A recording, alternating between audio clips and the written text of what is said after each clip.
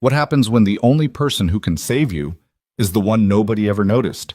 3 armed men, 1 bank, 27 hostages, and an ordinary-looking guy sitting quietly in the corner, nobody knowing that beneath the faded t-shirt and tired eyes is a former U.S. Navy SEAL who walked away from war to raise his daughter alone. When the guns come out, he doesn't run. He doesn't scream. He just watches and starts planning.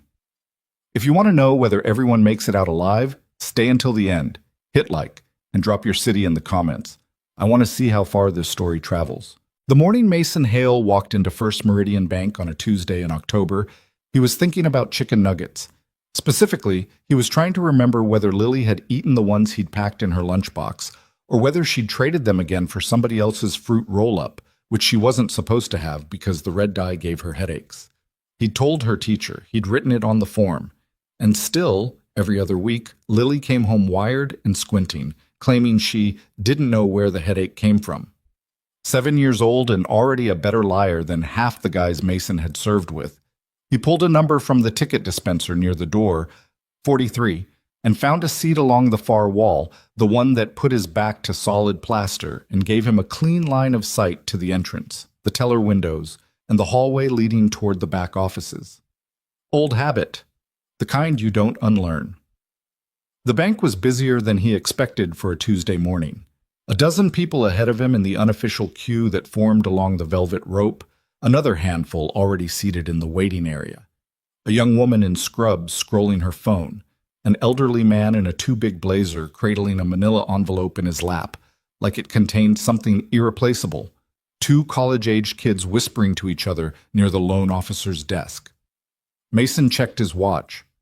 9:47 a.m. He needed to transfer $4,200 to Clearwater Academy's tuition account before the end of business Friday, or Lily lost her spot in the spring semester. He'd already called twice to ask for an extension. The woman in the financial office, politely, firmly, had told him there were 12 families on the wait list. $4,200. He had it. Barely. 3 months of overnight security shifts at the warehouse complex on Route 9, plus what was left from selling his truck and downgrading to a 10-year-old Civic that smelled like old coffee and made a clicking sound when he turned left. He had the money. He just needed 30 minutes and a functioning teller window. He leaned back in the plastic chair and rubbed the back of his neck. On the other side of the lobby, the glass entrance doors swung open and a woman walked in like she'd practiced it. Not in a showy way, more like someone who simply moved through the world with the assumption that it would make room for her. She was maybe 30, wearing a charcoal blazer over a silk blouse, dark hair pulled back with the kind of effortless precision that probably took considerable effort. She went straight to the reception desk without taking a number, said something low and direct to the young man behind it, and was immediately directed toward a private office hallway. Mason watched her for about 2 seconds, then looked back down at his phone. He had a voicemail from his sister Carla, which he hadn't returned in 4 days. He had a text from the school asking if he was bringing anything to the fall potluck on Thursday. He wasn't, because he'd forgotten, and now it was too late to sign up for anything good, so he'd probably show up with a bag of store-bought rolls and hope nobody noticed. He had a reminder from the pediatrician about Lily's flu shot, which she was going to scream about, and a notification from his bank showing a balance that made his stomach clench, even though he'd been staring at that number for weeks. He put the phone away. The bank hummed around him. The AC ran too cold, the way banks always did. Someone's perfume, something floral and heavy, drifted across from the row of chairs nearest the window. The teller windows were moving slowly, the way they always moved slowly, with long pauses between customers while someone typed something, or went to find a supervisor or consulted a manual that probably hadn't been updated since 2009. Mason exhaled. He was thinking about whether to text Carla back or just call her tonight when the doors opened again. He didn't look up right away. Doors open. That's what doors do. But something made him look. Some frequency below conscious thought. The same thing that used to make him tense up 2 seconds before something went wrong downrange. A shift in the air, maybe. A sound that was almost right, but not quite. 3 men came in fast. Not running. Running draws attention before you're ready. They came in walking quickly, the way people walk when they're late for an appointment, and for exactly 1 second they looked completely ordinary. Then Mason saw the bag under the first one's arm, long, cylindrical, the zipper not fully closed, and the way the second one's right hand stayed pressed flat against his thigh even as he moved, and the third one, the one who stayed near the door, turning his back to the lobby to face the entrance glass. Mason's body didn't move. His heartbeat dropped, not spiked. That was the thing people never understood about training, the real kind, the kind that gets ground into you over years. It didn't make you fearless. It made you functional. Fear was still there. It just moved to a back room and waited. He clocked the exits in under 3 seconds. Main entrance, covered by the third man. Side door near the hallway to the offices. 40 feet, 2 blind corners, a keypad lock he didn't know the code for. Emergency exit at the rear to Russiage, past the teller stations through a door marked Employees Only. Fire door, probably alarmed, definitely heavy. He counted the people in the lobby. 24 visible. 2 more voices coming from the back office hallway. The receptionist who'd directed the woman in the blazer, probably, and whoever else. A teller who'd stepped away from her window. Call it 27 total, give or take. He was still making these calculations when the first man reached into the bag and pulled out a shotgun, and the world changed. "Everybody down, on the floor, now!" The scream hit the lobby like a physical thing. For a half-second, nobody moved. The collective human response to sudden violence, that fractured moment where the brain refuses to accept what the eyes are reporting. Then the woman in scrubs dropped out of her chair. The elderly man clutched his envelope and slid sideways. The college kids grabbed each other. Someone near the teller windows made a sound that wasn't quite a scream, just a high, compressed note of terror. Mason got out of his chair calmly, put one hand on the arm of the woman sitting next to him, middle-aged, glasses, freezing in place, and said very quietly, "Slow. Get down slow. Don't make any sudden moves." Then he lowered himself to the floor the same way, deliberately, keeping his eyes moving. The second robber had vaulted the teller counter. Mason could hear him screaming at the bank employees to get away from any buttons, away from the phones, hands where he could see them. The third man, the door guard, had pulled what looked like a semi-automatic pistol and was watching the room while his leader continued to shout. The leader was good at this, Mason noticed. Not panicked, loud but controlled, the volume calculated for compliance rather than chaos. The shotgun moved in a deliberate arc, covering the room in sweeps, never pointing at one person long enough to invite a hero moment. He was wearing a black balaclava, gloves, and a hooded jacket 2 sizes too big. The other 2 wore similar, pre-planned, coordinated. These weren't amateurs. Mason lay flat on the floor, cheek 2 inches from the carpet that smelled like cleaning solution and old shoes, and he thought, okay, who are you and what do you actually want? Because that was the only question that mattered right now. Robbery was the obvious answer, but robbery was also the surface. What did they plan to do with 27 people once they had the money? The math of it, witnesses, complications, loose ends, was the part that made these situations go from bad to catastrophic. He needed to read them faster than they could escalate. The leader, Mason had already started calling him Anvil in his head, for the weight of the man's movements, deliberate and heavy, walked the room in a slow circuit, stepping over people where they lay, counting heads, not looking for something specific, establishing control, letting the silence after the initial explosion of noise do its work on people's nerves. "Phones," Anvil said, not yelling anymore, conversational almost. "Every phone in this room goes in the bag. You throw it, you slide it, you don't stand up. Anyone I catch holding one after the next 30 seconds, I'm going to make an example out of you in front of everyone here. Clear?" A ripple of movement as people fumbled for their devices. Mason slid his out slowly, set it on the carpet, and pushed it a few feet forward with the tips of his fingers. He'd already turned off the screen so the battery meter wasn't visible. He made note of the time he'd last checked it, 9:51. Across the room, he could see the door to the private office hallway standing partially open. Through the gap, he could see the edge of the woman in the blazer. She was pressed against the inner wall, out of the lobby's line of sight, and she appeared to be completely still. She'd seen the same thing he had, maybe 2 seconds earlier. Smart enough not to run back into the lobby. Smart enough to stay put. Whether she was smart enough to stay quiet was another question. Anvil reached the teller counter and leaned over it to look at the employees crouched behind it. 3 women and 1 man, all on the floor, hands visible. The second robber, Mason was calling him Wire, based on the lean, angular way he moved, had already begun working on the cash drawers, moving with practiced efficiency. "Which one of you is the branch manager?" Anvil asked. Silence. Then a hand went up, slow and trembling. One of the women, 50s, reading glasses pushed up on her forehead. "Come around here," Anvil said, gesturing with the shotgun toward the hinged gate at the end of the teller counter. "Just you, slow." The manager, her name tag read Patricia, in gold letters on a little rectangular pin, stood on shaking legs and walked around the counter. Her hands were raised to shoulder height, palms out, like she'd practiced for exactly this situation and was now discovering that practicing had prepared her for almost nothing. Mason watched the transaction carefully. Anvil wasn't rough with her. Not yet. He pointed her toward the manager's office off the side hall with a gesture that was almost professional. That meant he wanted access to the vault or the cash reserve, probably both. That meant this was going to take longer than a simple till grab. Longer was good. Longer gave him time. He shifted his weight incrementally, turning his head a fraction of an inch to see more of the room.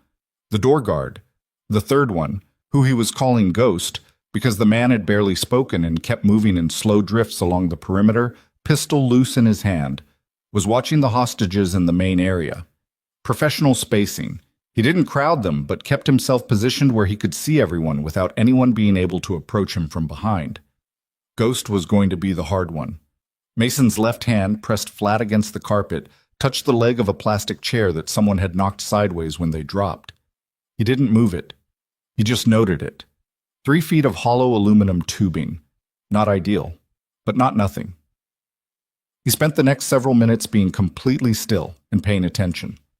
From what he could hear, the vault access required Patricia's keycard and a secondary code that she claimed she didn't have, which was likely a lie, and which Anvil was letting ride for the moment while Wire finished with the cash drawers.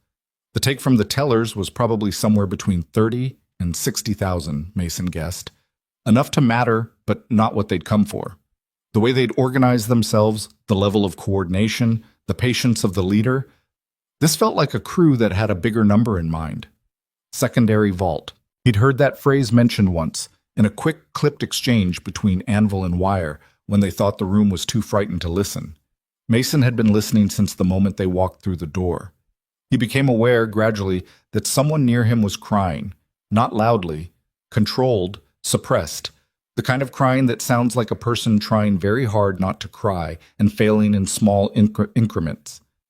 He turned his head carefully and saw the young woman in scrubs, maybe 10 feet away, lying on her stomach with her face turned sideways. She was maybe 25. Her hands were shaking against the carpet. He caught her eye. He didn't say anything. He just held her gaze and made one deliberate, slow movement, pressing his hand flat against the carpet, steady, stable, planting himself. The gesture a diver makes on the pool wall, solid, still. Here. She stared at him for a moment, then, very slightly, her shaking slowed. It wasn't bravery, it wasn't training, it was just... People need to borrow calm from somewhere when they don't have any left. He'd given it away like that 100 times, in darker places than this. The private office hallway door opened wider and the woman in the blazer walked back into the lobby. She wasn't coming voluntarily. Ghost was behind her, one hand on her shoulder, steering her with the casual authority of someone who'd grabbed people before. He walked her to the center of the lobby floor and stopped. "Sit," he said. She sat, cross-legged on the carpet, back straight, jaw set in a way that suggested she was managing something enormous through sheer force of structural integrity. Her eyes moved once, fast, across the room, reading it the way people in boardrooms read a room when they walk in, cataloging, calculating. Her gaze stopped on Mason. He looked back at her, expression neutral. She looked away. Ghost said something into a small radio on his collar, too low for Mason to catch the words, and then resumed his circuit. But Mason had noted the exchange, radio contact with someone external. That meant a driver, minimum. Could mean a lookout, a fourth man, a whole other layer of organization outside the building. He filed it away. The minutes stretched. The room had settled into the particular awful stillness of a hostage situation mid-development. Everyone on the floor, everyone afraid, nobody yet understanding how this was going to resolve. Children know that waiting is the hardest part. Adults forget and have to learn it again in the worst possible classrooms. Mason had not forgotten. He moved his right hand slowly across the carpet, an inch at a time, until it reached the leg of the fallen chair. He gripped it once, feeling the weight and the hollow reverberation. Then he let it go and moved his hand back. Just mapping, just keeping his options updated. Anvil came back from the manager's office. His body language had changed, tighter now, a specific kind of frustration that Mason recognized as the tension between what someone planned and what the world was actually offering them. He crossed to the center of the lobby and looked at the hostages on the floor. "I need everyone to understand something," he said. He was using the controlled voice again, calm and enormous, filling the room without echoing. "Nobody here is going to get hurt if everyone cooperates. I know you've heard that before. I know you think it's something people say. But I want you to understand I mean it exactly the way it sounds. This is a transaction. You let us complete it, you go home." He let that sit for a moment. "What makes it complicated," he continued, "is when people decide they're smarter than the situation." His eyes settled on the woman in the blazer. She didn't flinch. She met his gaze directly, which Mason noted and quietly respected, even as he understood it might be about to cause a problem. "You," Anvil said. "You came in for something. A meeting. With who?" "A financial consultant," she said. Her voice was steady, with the very slight controlled elevation of someone choosing their tone with precision. "Regarding an acquisition." "An acquisition?" Anvil tilted his head. "Big money?" "Corporate. Yes." "You have identification?" She reached slowly into her blazer pocket and produced a card holder. She held it up. He took it from her hand, looked at it, showed it to Wire, who had come around from behind the counter. "Evelyn Carter," Anvil read. "CEO, Helix Capital Group." He looked at her. "You're worth something." "I'm worth considerably more alive and cooperative than the alternative," she said. Wire made a sound that might have been a laugh. Anvil handed the card holder back to her. He was thinking. Mason could see it. The micro-adjustments of a man whose plan had hit a variable and was recalculating. Evelyn Carter, CEO of whatever Helix Capital was an asset he hadn't expected. A bargaining chip, maybe a lever for something. That made her more dangerous to be than she understood. Mason opened his mouth. He wasn't sure what he was going to say until he said it. "There's a secondary vault," Mason said. The entire room went still in a different way than it had been still before. Anvil turned his head and looked at him. Ghost stopped moving. Wire, behind the counter, straightened up. "Say that again," Anvil said. Mason pushed himself up onto one knee slowly, hands visible, making no sudden movement. He kept his voice flat and informational, the way you speak when you don't want to sound like a threat. "There's a secondary vault in this building," he said. "Sub-level, behind the mechanical room, past the employee break room. Most branch employees don't know about it. It's for high-value document storage, bearer bonds, estate papers, private client holdings. It's not on any of the public layouts." Anvil stared at him. "How do you know that?" "I did security installation for this building 4 years ago," Mason said. It was a lie. A clean, specific, detailed lie. The kind that sounds like truth because it has friction in it, because it doesn't come out smooth. "The contractor I worked for did the camera system in the secondary door hardware. I ran the wiring to that room personally. It was convincing because it was boring. People lie in dramatic ways. True stories have tedium in them." Anvil crossed the lobby toward him in 6 steps and stood over him, shotgun angled down. Up close, the man was bigger than he'd read from a distance. Solid through the shoulders, the eyes above the balaclava were dark and steady. "Why are you telling me this?" he said. Mason looked at him. "Because I have a daughter, and I want to go home." The truth of the second part was the thing that made the first part land. Anvil held his gaze for a long moment.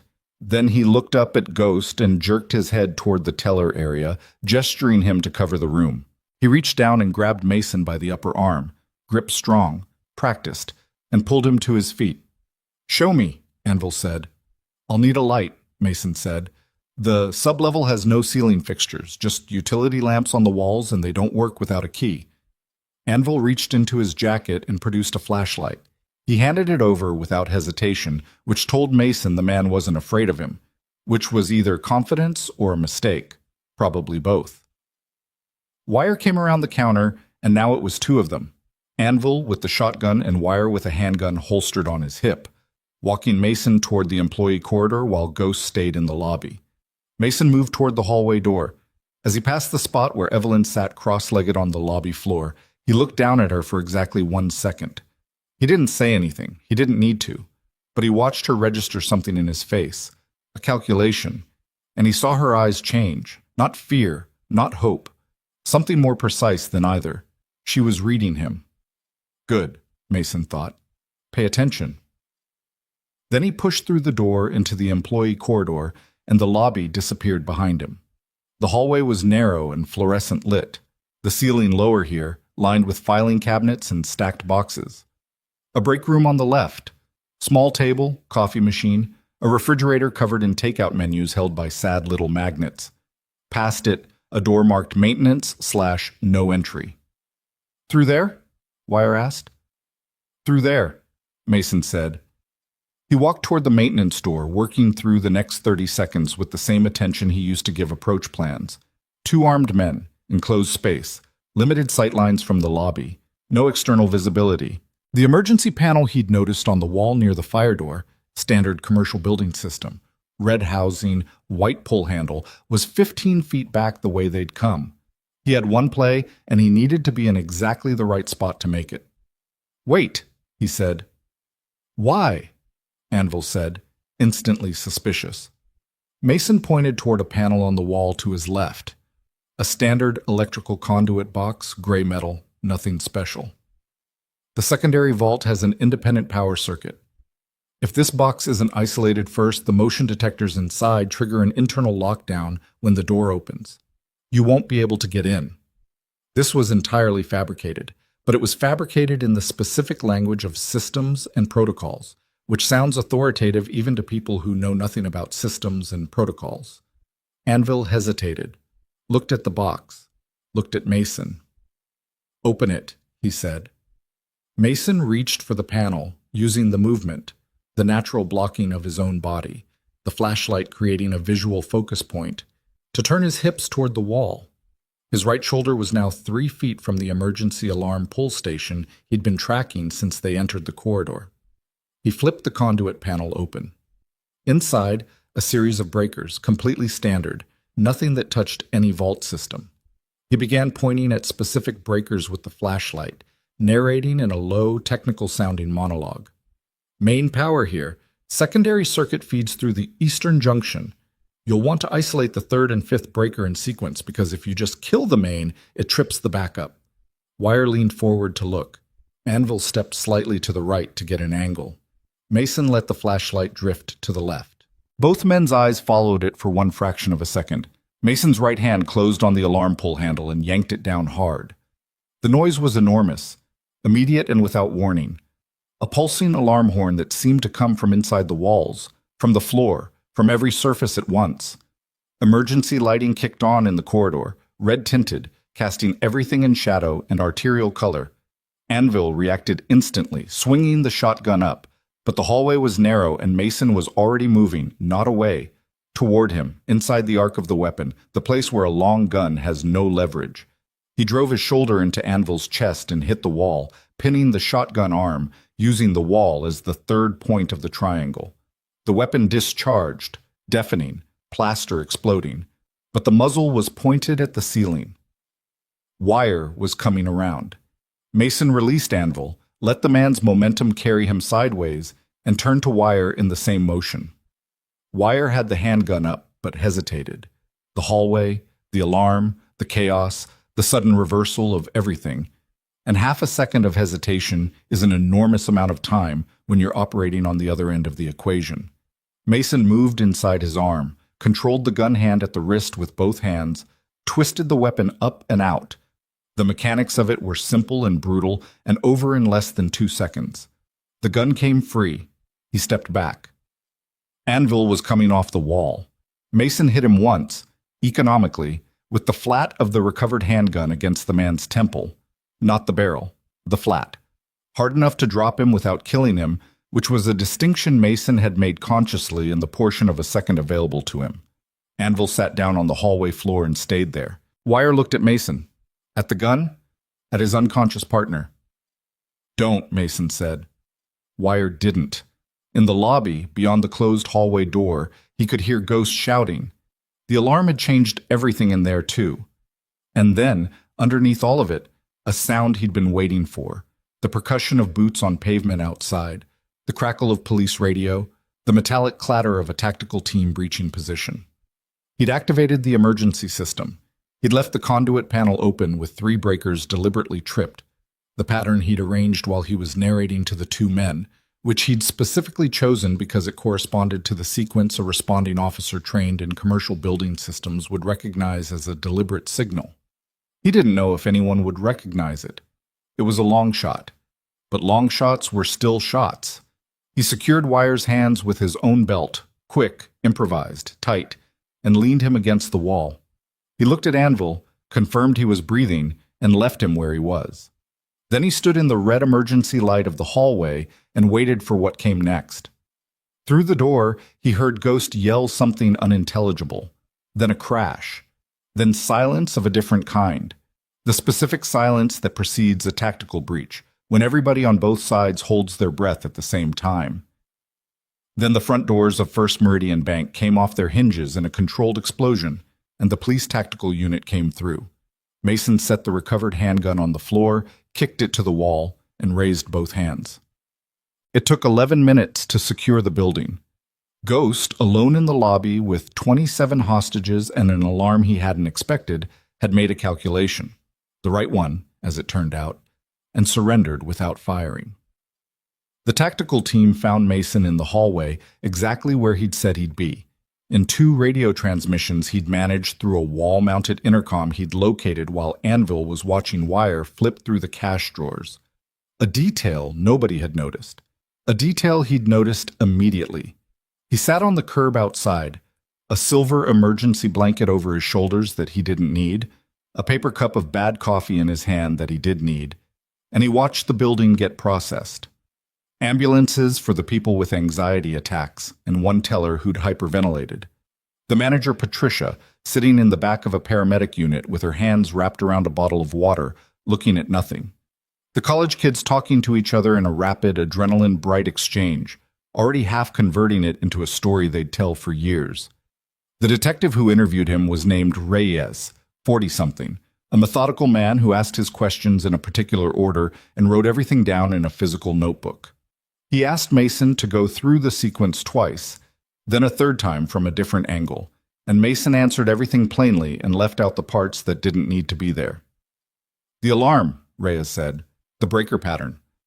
I used to do security installation, Mason said. I know commercial systems. Reyes looked at him. Most people would have stayed on the floor. Most people, Mason said. Reyes wrote something down. You have military background? Some. Reyes looked at him again, didn't push. Made another note. Across the scene, past the police tape, and the cluster of news vans that had materialized with the speed that media always materializes at events like this, like they're already circling, just waiting. Mason saw Evelyn Carter standing with a different detective, a younger one, giving her account. She was still composed. Her blazer was slightly dusty along one side from the floor, but otherwise she looked like someone who'd stepped out of a difficult meeting rather than a hostage crisis. She said something to the detective. The detective nodded. Then she looked across the parking lot and found Mason sitting on the curb. He lifted his coffee cup in a small, flat acknowledgement. Not a salute, not a smile. She looked at him for a moment. The expression on her face was the particular expression of someone encountering a thing they don't yet have the right frame for. Not gratitude. Not yet. Something more unsettled than gratitude. More searching. Then a uniformed officer said something to her, and she looked away. Mason finished his coffee, checked his watch. 11:22 a.m. He still had time to make the transfer before noon. He waited for the detective to formally release him, pulled his jacket tighter against the October cold, and thought about chicken nuggets and red dye. And a 7-year-old who was currently in school 3 miles away, absolutely unaware that her father had just spent 2 hours on the floor of a bank deciding which risks were worth taking and which rooms to walk into. She'd probably trade her lunch again on Thursday. He'd have to talk to the teacher. The transfer went through at 11:47 a.m. Mason sat in the Civic in the bank's parking lot. A different bank, a credit union 12 minutes east on Route 7 that he'd driven to on autopilot after the police released him, and watched the confirmation screen on his phone until the number stopped moving and the word completed appeared in green. $4,200. Gone. Exactly where it needed to go. He set the phone on the passenger seat and sat there for a minute, not moving, just breathing. The clicking sound happened when he turned left out of the parking lot, and he noticed it with the same detached awareness he'd been applying to everything since walking out of First Meridian. His hands were steady on the wheel. They'd been steady the whole time. That wasn't bravery. That was just the way his nervous system had been rewired over years of operating in conditions that didn't permit trembling, and sometimes he was grateful for it, and sometimes, mostly at night, mostly when Lily was asleep and the house was quiet, he thought about what it had cost to build that kind of steadiness, and whether the price had been fair. He picked Lily up from school at 3:15 like always. She came running out with her backpack swinging sideways and her left shoe half untied, which she'd clearly been walking on all day because the lace was gray with dirt. "Dad?" she announced, hitting him at mid-torso with the full momentum of a 7-year-old who understood neither her own velocity nor other people's rib cages. "Hey, Bug," he said, and picked her up, and she smelled like school, that specific combination of crayon and hand sanitizer and someone else's lunch, and he held on a few seconds longer than he normally did. She pulled back and looked at his face with the unsettling accuracy that small children have. "You look weird." "I had a long morning." "Did something happen?" "Nothing to worry about," he said. She studied him for another second with her mother's eyes. The same particular shade of brown, the same quality of attention that always made him feel slightly seen through. And then she dropped the subject with the merciful flexibility of a child who trusted that information would come when it was ready. "I didn't trade my lunch," she said. "Good. But Emma traded hers with me." "That's not better, Lily." "It was apple slices," she said, with the confident moral reasoning of someone who had already decided apple slices were ethically neutral. "Apple slices are healthy." He buckled her into the back seat and drove home with the window cracked, listening to her describe the elaborate social drama of second grade while the October air came through the gap and the radio played something low that he wasn't hearing. He made dinner, pasta from a box because he was tired and he'd forgotten to thaw anything, and he helped her with 20 minutes of reading homework, and he supervised her bath without participating in the argument about whether 7-year-olds needed to wash behind their ears, and by 8:30 she was in bed with her library book open on her chest and her eyes already going soft. He sat on the edge of her bed for a moment after she fell asleep. He thought about the woman in the scrubs and the way her hands had shaken against the carpet. He thought about the elderly man who'd held his manila envelope through the whole thing. Mason had seen him still clutching it when the tactical team came through. This one small, portable proof that his life contained things worth keeping. He thought about Anvil sitting on the hallway floor, blood from his temple tracking down into the balaclava, breathing steadily while the alarm screamed around him. Mason had not wanted to hurt anyone. That was always true, and also always a complicated kind of true, because the alternative was not hurting anyone while other people got hurt instead, which was a trade he'd made the same way he always made it, and then carried home like he always carried it. He closed Lily's door halfway. She liked the hall light, a strip of yellow under the door, and he called his sister. Carla picked up on the second ring. "You're alive," she said. "I'm alive. I left you a voicemail 4 days ago." "I know. I'm sorry." "I'm not yelling at you. I'm just noting it for the record." She paused. "What happened?" You sound strange. I was in that bank robbery, he said. First Meridian, downtown. This morning. Silence. Then, Mason. I'm fine. Everyone's fine. They arrested all three. Mason, that was all over the news. Were you there when it... Yeah. Are you... Okay. Are you okay? I'm fine, Carla. That's not an answer.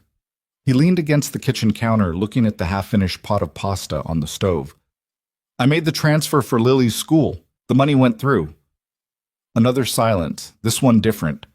Carla had known him long enough to understand when he was redirecting, and she had the rare quality of knowing when to let him redirect. Good, she said. That's good.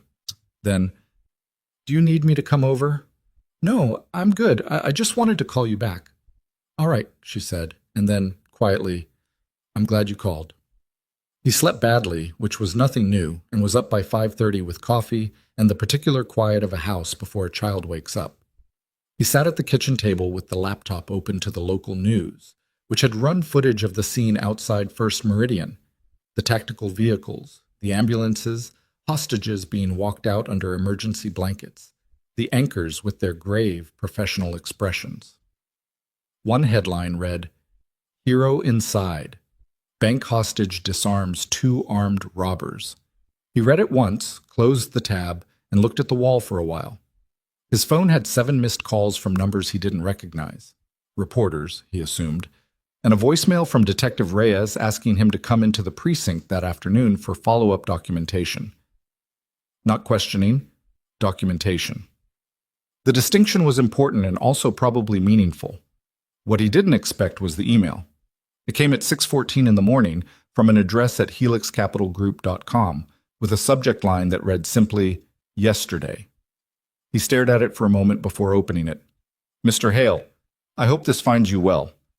I recognize that after yesterday that's a strange thing to say, but I mean it plainly. I asked Detective Reyes for your contact information, and I appreciate him passing along your email. I'd like to speak with you, if you're willing, not for any official purpose. Personally, I owe you that much, at minimum. E. Carter. He read it twice. Set the coffee down. Read it once more. He didn't respond immediately. Instead, he drove Lily to school, came back, sat down with the laptop again, and typed, Ms.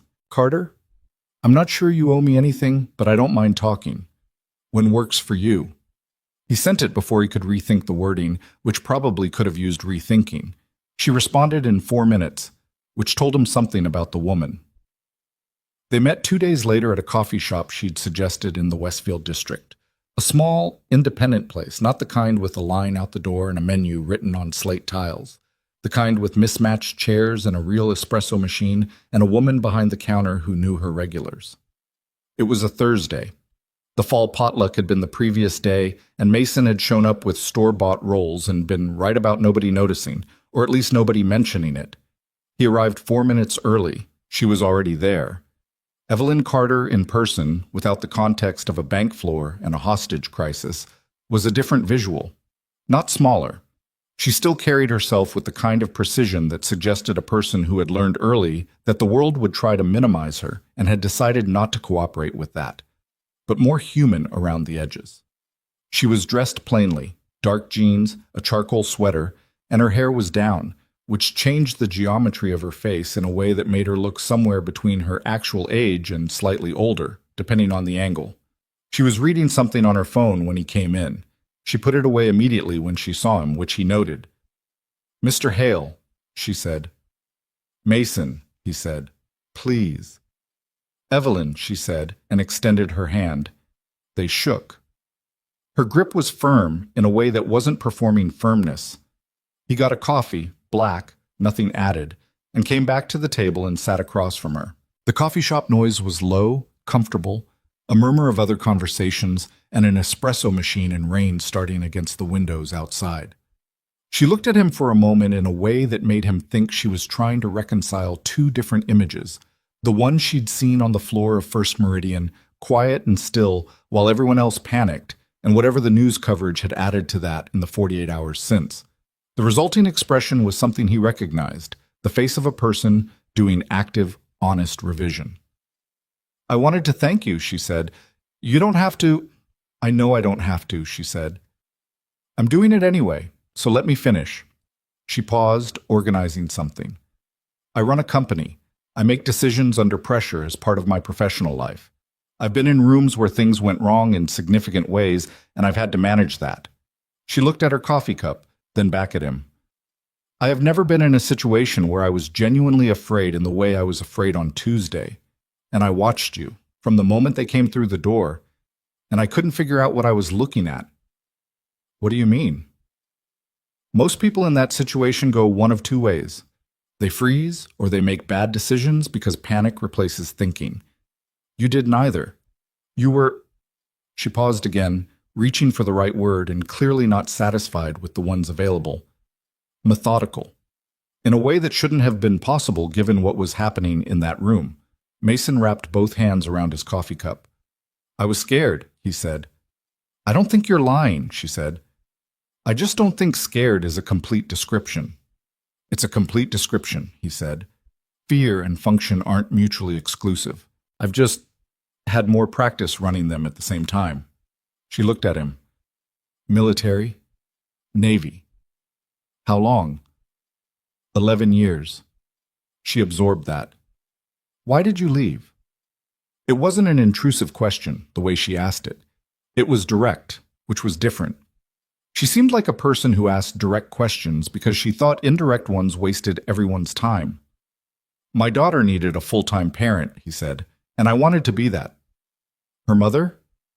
Not in the picture, has been for about 3 years. Evelyn nodded once. She didn't offer condolences or ask follow-up questions about it, which he appreciated. Filling in that space was something most people did reflexively, out of social anxiety more than genuine concern, and the gap she left instead was respectful. I have to ask you something, she said. And I want you to answer honestly, even if the honest answer sounds strange. Okay. When you stood up and told them about the secondary vault, that was a lie, wasn't it? He looked at her across the table. Yes. You made it up on the spot to get them away from the lobby. Partly, he said, and partly to get myself into a position where I could access the emergency system in the corridor. You planned all of that while you were lying on the floor. I planned most of it in the first 5 minutes. The rest I adapted as I went. She was quiet for a moment. Outside, the rain was picking up against the glass. The woman behind the counter was saying something to a regular, laughing at something, the easy back and forth of a place that has its rhythms. Why me? Evelyn said. When they focused on me, when he started questioning me, you stepped in. You could have stayed on the floor.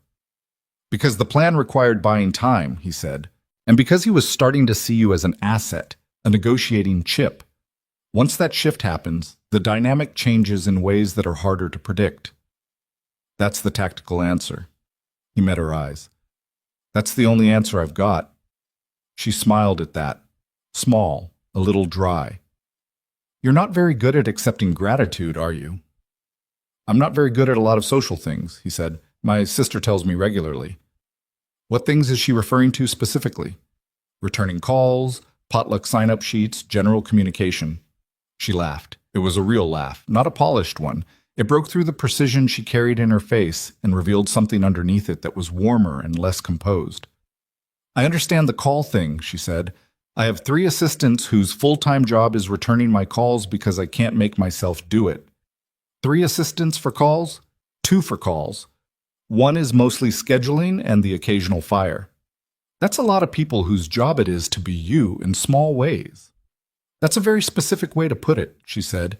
She turned her coffee cup a quarter turn. Helix Capital manages about $4 billion in assets across 9 countries. On Tuesday morning, I was walking into that bank to sign the final paperwork on a merger that's been in negotiation for 14 months. She said it matter-of-factly, not as a brag, more as context. 14 months of work?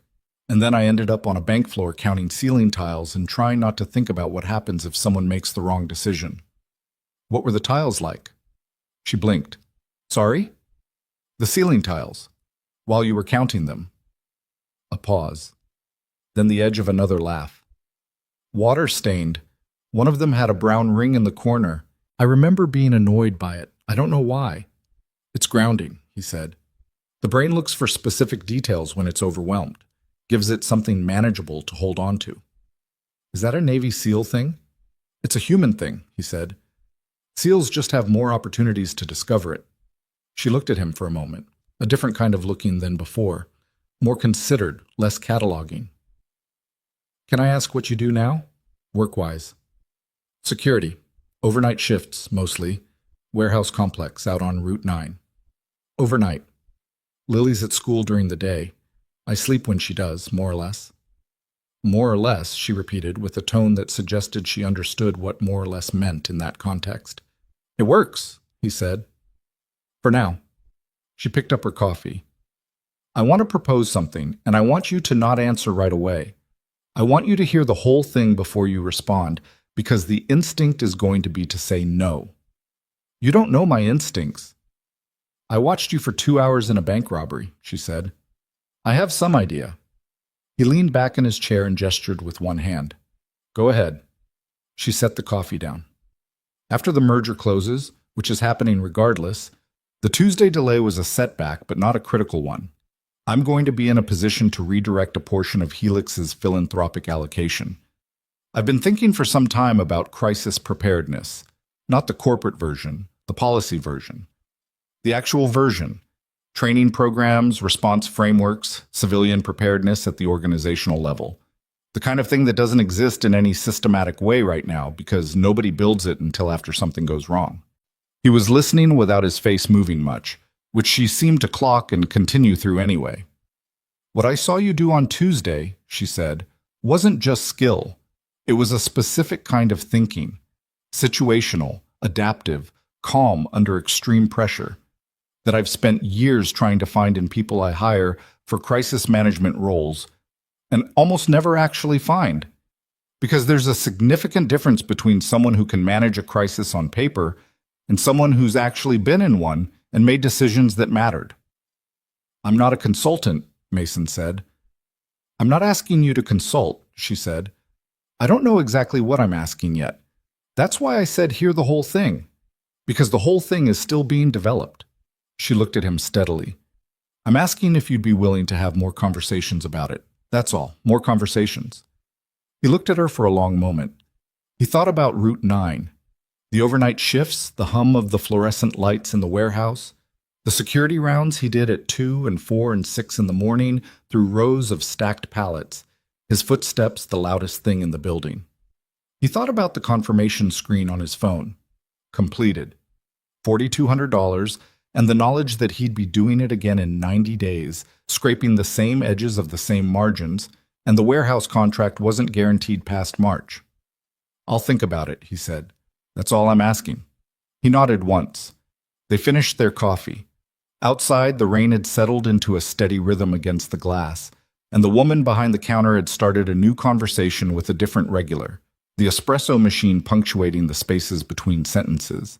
When they stood to leave, he held the door. She paused in the doorway, pulling on her coat, and looked at him with that same direct revising quality he'd noticed at the table. You said you wanted to go home, she said. That's what you told him.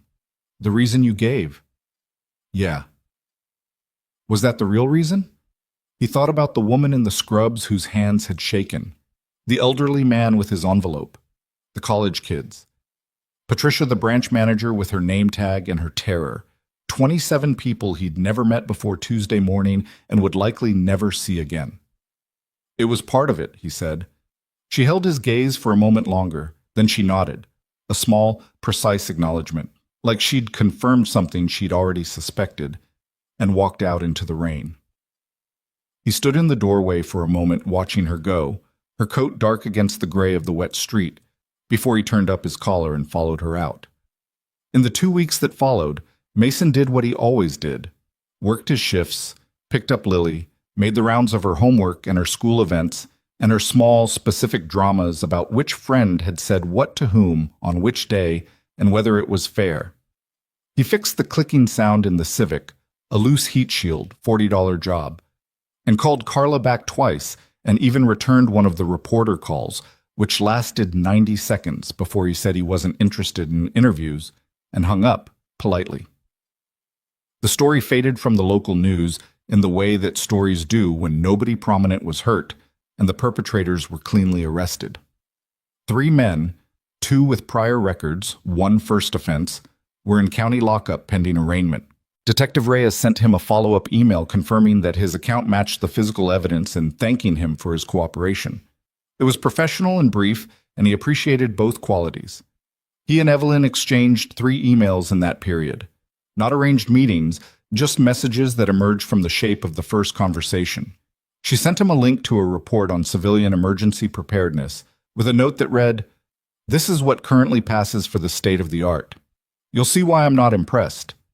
He read the report on his lunch break during a warehouse shift and wrote back, "The section on communication redundancy is about 10 years behind, and they've clearly never actually run a drill with untrained civilians in it." She wrote back within the hour, "Exactly. Would you be willing to look at a framework I've been sketching?" He said yes. She sent it. It was rough, the kind of first draft rough, where the instinct is clearly good and the structure hasn't caught up with the instinct yet. She'd identified the core problem correctly. Most crisis preparedness training was designed for responders, not for the ordinary population of people who are present when something happens and have no training at all. The framework she'd sketched tried to address that gap, but ran into the same problem every civilian program ran into, which was that it couldn't account for the variable of actual human behavior under extreme stress. Mason read it twice, sitting at the kitchen table after Lily was in bed, the house quiet around him. Then he opened a new document and started writing notes that turned into pages that turned into a substantial revision, and by midnight he'd sent back something that was 4 times the length of what she'd sent him, with a note that read, "I've probably overstepped. Tell me if I have." She wrote back the next morning, "You haven't. This is exactly what I was hoping for. Can we meet?" They met on a Saturday. Not the coffee shop. She suggested her office because she had materials she wanted to show him, and he showed up on the 7th floor of a downtown building that smelled like carpet cleaning solution and good ventilation, and was met in the lobby by one of the 3 assistants, a young man named Derek, who took his coat and offered him coffee with the practiced ease of someone who'd been doing it long enough to make it feel natural rather than servile. The office itself was sparse, in a way that felt deliberate rather than minimalist. A large desk, clear of everything except what was currently being worked on. One wall of floor-to-ceiling windows overlooking the city. Bookshelves that had actual books on them, spines cracked, some flagged with torn paper, not decorative arrangements. A whiteboard with writing on it that she hadn't erased, which he liked. People who erase their whiteboards before visitors are performing a different self than the one that actually works. She was on a call when he arrived. She saw him through the glass wall, held up one finger, a minute, and wrapped up whatever she was saying in about 45 seconds, which was either impressive timing or the particular skill of someone who ends calls as a regular professional competency. "You marked it up significantly," she said, coming out of the glass office. "I warned you." "You did. I appreciated the warning, and then you did it anyway." She gestured him toward a long table with chairs along one side covered in printed documents. "Come look at this."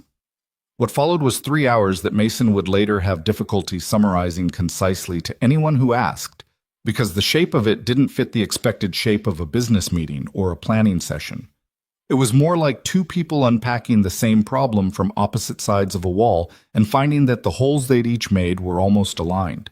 She knew the organizational side, the infrastructure, the funding mechanisms, the institutional partnerships that could make something like this real instead of theoretical. He knew the operational side, the specific, granular ways that human beings behave when they're frightened, the things that training could and couldn't change. The difference between a protocol that looks good on paper and one that might actually work when everything goes sideways. They disagreed about 3 things substantially and didn't resolve 2 of them, which was fine. The third they worked through, and the working through of it produced something better than either of their original positions, which was the best possible outcome. At some point, Derek appeared with sandwiches without being asked, which suggested he'd been monitoring the room's energy and made a judgment call. Mason noticed and filed it as a data point about what it meant to work for Evelyn Carter. "Tell me about the SEAL teams," she said, somewhere around the 2nd hour. not out of nowhere.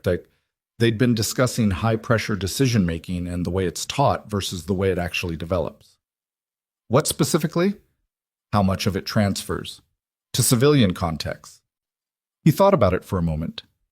Less than people think and more than they expect. The technical skills are specific. Most of them don't transfer directly. But the underlying structure of how you process a situation, how you hold information while you're moving, how you separate what's happening from what you're afraid is happening, that structure is teachable. It's not comfortable to learn, but it's teachable. You've thought about that. I've thought about a lot of things on overnight shifts, he said. She looked at him across the table. You're wasted on Route 9. Route 9 pays on time, he said, which is not nothing. She was quiet for a moment. Then, what would it take? He looked back at her. What would what take? To do this, she said, gesturing at the papers between them, properly, with actual resources. What would it take for you to say yes? You haven't officially asked yet. I'm asking now. He looked at the window. The city outside, gray and autumn lit. The traffic moving in the street below with the indifferent continuity of a world that doesn't pause for the people inside buildings making decisions. He thought about Lily, who had eaten her own lunch again yesterday and come home to tell him about it with the particular satisfaction of a child who knows they've done the right thing and wants credit for it. I'd need to be able to work hours that let me be home for my daughter, he said. Non-negotiable. Understood. And I'm not a figurehead. If I'm involved in building something, I'm actually building it.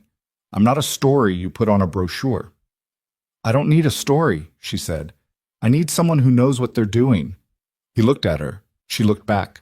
In the flat gray light from the windows, with the remains of 2 sandwiches and a table full of papers between them, there was nothing cinematic about the moment. It was just 2 people, both of them tired and imperfect, and caring more than they always showed, recognizing something in each other that was difficult to name but unmistakable once seen. Okay, he said. Okay? I'll do it, he said. Whatever this is. Yeah. She nodded once, the same precise acknowledgement she'd given him in the coffee shop doorway. Then she picked up a pen and drew a circle around something on the paper in front of her, already moving. He looked at the circled section. Then he picked up his own pen. Outside, the city kept moving. The afternoon light dropped slowly through the floor-to-ceiling windows, shifting the color of everything in the room by degrees, the way the light does when nobody is paying attention to it. They worked until the building's cleaning staff arrived and started vacuuming the hallway, which was the kind of signal that couldn't be misread. The thing about building something from nothing is that it looks from the outside like it should be exciting. And sometimes it is, but mostly it's spreadsheets and phone calls that don't get returned, and rooms full of people who are interested in principle but cautious in practice, and the particular exhaustion of trying to explain a vision that doesn't have a physical form yet to people who need to touch things before they believe in them. Mason learned this in the first month. His official title on the consulting agreement Derek had emailed him was Senior Crisis Response Advisor, which sounded more significant than the reality of it, which was that he spent 3 mornings a week in Evelyn's conference room working through frameworks with her and a rotating cast of people she brought in. An emergency management specialist named Gross, who had 20 years with FEMA and a deeply skeptical expression that never fully relaxed. A former ER trauma coordinator named Baines, who talked fast and asked good questions. A policy researcher from a university whose name Mason kept forgetting and had to check on the lanyard every time. The hours worked, mostly. He was home by 2 most days, which gave him time before the school pickup at 3:15. The nights on Route 9 were over. He'd given 2 weeks' notice the day after the Saturday meeting, and his supervisor, a quiet man named Tolliver, who'd always treated him fairly, had shaken his hand and said he hoped it worked out. Better hours, Tolliver had asked. Different hours, Mason said. Better for my kid. Tolliver had nodded like that was the only answer that mattered. The work itself, the actual substance of what they were building, was harder to define than Mason had expected, and he'd expected it to be hard to define. The core idea was sound. Create a training architecture that prepared ordinary people for crisis situations, not by turning them into first responders, but by giving them a functional framework for their own behavior when things went wrong. How to assess a situation without panicking. How to make a decision when information was incomplete. How to be useful instead of becoming part of the problem. Simple idea, complicated execution. Gross was the biggest obstacle, not because he was obstructionist, but because he was experienced enough to know where every good intention went to die. In their third meeting, he'd leaned back in his chair with his coffee and said flatly, "I've watched 6 organizations try to build exactly this. 4 of them spent 2 years and significant money and produced a training manual nobody read. 1 produced a program that worked beautifully in controlled environments and completely fell apart the first time they ran it with actual untrained participants. The 6th one, I'm still not sure what happened to them." "What was different about the 5th one?" Mason asked. Gross looked at him. They had people who'd actually been in the situations they were training for, not studying them, not analyzing them, in them. "Then we have an advantage," Evelyn said. Gross looked at Mason. "How many active crisis situations have you been in, specifically situations involving civilian populations?" "Operationally, dozens. Directly involving civilians in acute danger?" Mason thought about it. "Fewer. Maybe 8 or 9 where the civilian component was the central variable." "And the bank?" "And the bank?" Gross nodded slowly, in the way of a man who is revising his skepticism without fully abandoning it. "The problem," he said, "isn't designing the training. It's the delivery mechanism. You can build the best framework in the history of emergency preparedness, and if you can't get it in front of the populations that need it in a form they'll actually engage with, you've built nothing." "Schools," Baines said. She'd been quiet for most of the meeting, making notes on a yellow legal pad. "Corporate environments, community organizations, the delivery mechanism is the existing institutional infrastructure. You don't build a new vessel, you pour into the ones that already exist." "That requires institutional buy-in," Gross said, which requires exactly the kind of relationships Helix has spent 15 years building, Evelyn said. She said it without sharpness, just matter-of-factly, the way she stated most things. "That's not an obstacle. That's our access point." Gross considered this, turned his coffee cup in a small circle on the table. "All right," he said finally. "Show me the revised framework." Mason pushed the document across the table. Those early weeks had a quality of momentum that was also underneath a quality of constant friction, the kind that happens when multiple intelligent people who disagree on specifics are all genuinely trying to build the same thing. There were arguments. A real one, between Mason and Baines, about whether the training should include physical components or remain entirely cognitive and behavioral. Baines's position was that physical training created liability exposure and self-selected for participants who were already capable, leaving out the majority. Mason's position was that cognitive frameworks without any physical grounding were abstract in a way that failed under real stress, because stress is a physical experience, and the brain needs a physical anchor. They went back and forth across a conference table for 20 minutes, neither of them moving. Evelyn watched without intervening, which Mason noted and appreciated. She had the quality of a person who understood that some disagreements needed to be fully inhabited before they could be resolved. It was Gross who eventually said quietly, "You're both right and both describing different phases of the same program. The cognitive framework is the foundation. The physical grounding is the reinforcement layer. You don't run them simultaneously for the same population." Baines and Mason looked at each other. "Fine," Baines said. "Fine," Mason agreed. It wasn't elegant, but it moved them forward. Outside the conference room, things were less defined. Mason drove the Civic with its repaired heat shield to and from meetings, picked Lily up from school, made dinners that ranged from adequate to actively bad depending on how the day had gone. He was tired in a different way than the warehouse shifts had made him tired. Less physically ground down, more mentally occupied, the kind of tiredness that follows you to bed and has opinions about whether you sleep. Lily, who had the social intelligence of a child raised by a parent who didn't perform emotions well, had started watching him the way she sometimes did, with the patient, sideways attention of someone who has noticed a change and is waiting to understand it. "You're on your laptop at the kitchen table now," she said one evening, with the tone of a scientist noting a new data point. I am, Mason said. You used to just sit there. I know. Do you like it better? The laptop thing? He looked at her across the table. She had a drawing in front of her. Horses, she was going through a horse phase. Every surface in the house was covered in horse drawings of varying quality. I think so, he said. Yeah. She seemed to accept this. She went back to her drawing. Then, without looking up, Is it because of the lady from the bank? He paused. What? I heard you tell Aunt Carla, she said, still drawing, that you were working with someone from the bank where the bad guys were. He'd had that conversation with Carla in the kitchen while Lily was supposedly watching television in the other room. He'd thought she was watching television. That was a private conversation, he said. The TV was boring, she said, with complete equanimity. He looked at her for a moment. Yes, he said. It's work I'm doing with someone I met at the bank. Is she nice? She's professional, he said. Lily looked up. That's not the same thing. No, he said. It's not. She went back to her horse. Okay, she said. Evelyn, in the context of the work, was professional, was accurate, but Lily was right that it wasn't complete.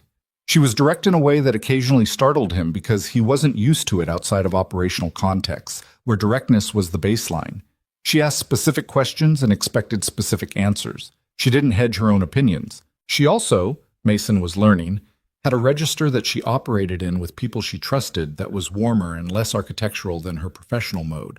Moments where the precision dropped slightly and something more conversational came through, usually when they'd been working for several hours and the formal structure of the meeting had worn thin. One late afternoon in December, when Gross and Baines had both left, and it was just the two of them in the conference room with the remnants of a working lunch and a whiteboard that had been written on and partially erased and written on again, she looked at the whiteboard and said, Do you ever think it's not going to work? He looked at her. Specifically, what part? Any of it, she said. The whole structure. The training program, the delivery framework, the partnerships. Sometimes I look at all of it and I think, we're two people who met under genuinely terrible circumstances and decided, for reasons that seemed to make sense at the time, to try to build something significant together. She paused. Which sounds, when I say it out loud, somewhat improbable. Most things that work sound improbable before they work, he said. That's either wisdom or motivated reasoning. Probably both, he said. She smiled at that. Not the small, dry, edge-of-the-mouth version, a fuller one, the kind that reached the rest of her face. It happened occasionally, and it was always slightly disarming, the way it changed the geometry of how she looked. My board is asking questions, she said. The philanthropic allocation has been approved, but there are people on the board who are skeptical of the scope. They want to see a pilot. When? Spring, she said. March or April. March, or we run a controlled pilot with two organizations. One corporate, one community-based. And we measure outcomes and report back. That's 4 months. It's 4 months, she said. Is that enough time? He thought about it. It's enough time if Gross stops revising the cognitive framework every time we get close to finalizing it. I'll talk to Gross. Don't threaten him. He responds better to... I know how Gross responds, she said. I've worked with him before. He looked at her. You already knew him before this. I called him when we were putting the team together. We'd crossed paths on a FEMA consultation 2 years ago. You didn't mention that. I didn't think it was relevant. It's relevant context for understanding his skepticism, Mason said. He's skeptical of the project, or he's skeptical of you specifically? She met his gaze. Probably some of both, she said. Gross is skeptical of people with money who want to solve problems with money. He's had bad experiences with well-funded projects that were really just image rehabilitation for their funders. Is this image rehabilitation? No, she said, flatly, without defensiveness. It's not, but I understand why someone would need evidence of that. Then show him the evidence, Mason said. Run the pilot well. That's the evidence. She looked at him for a moment. You're very practical. You say that like it's surprising. I say it because it's useful, she said. I have a lot of people around me who are good at vision and not as good at the specific steps between vision and outcome.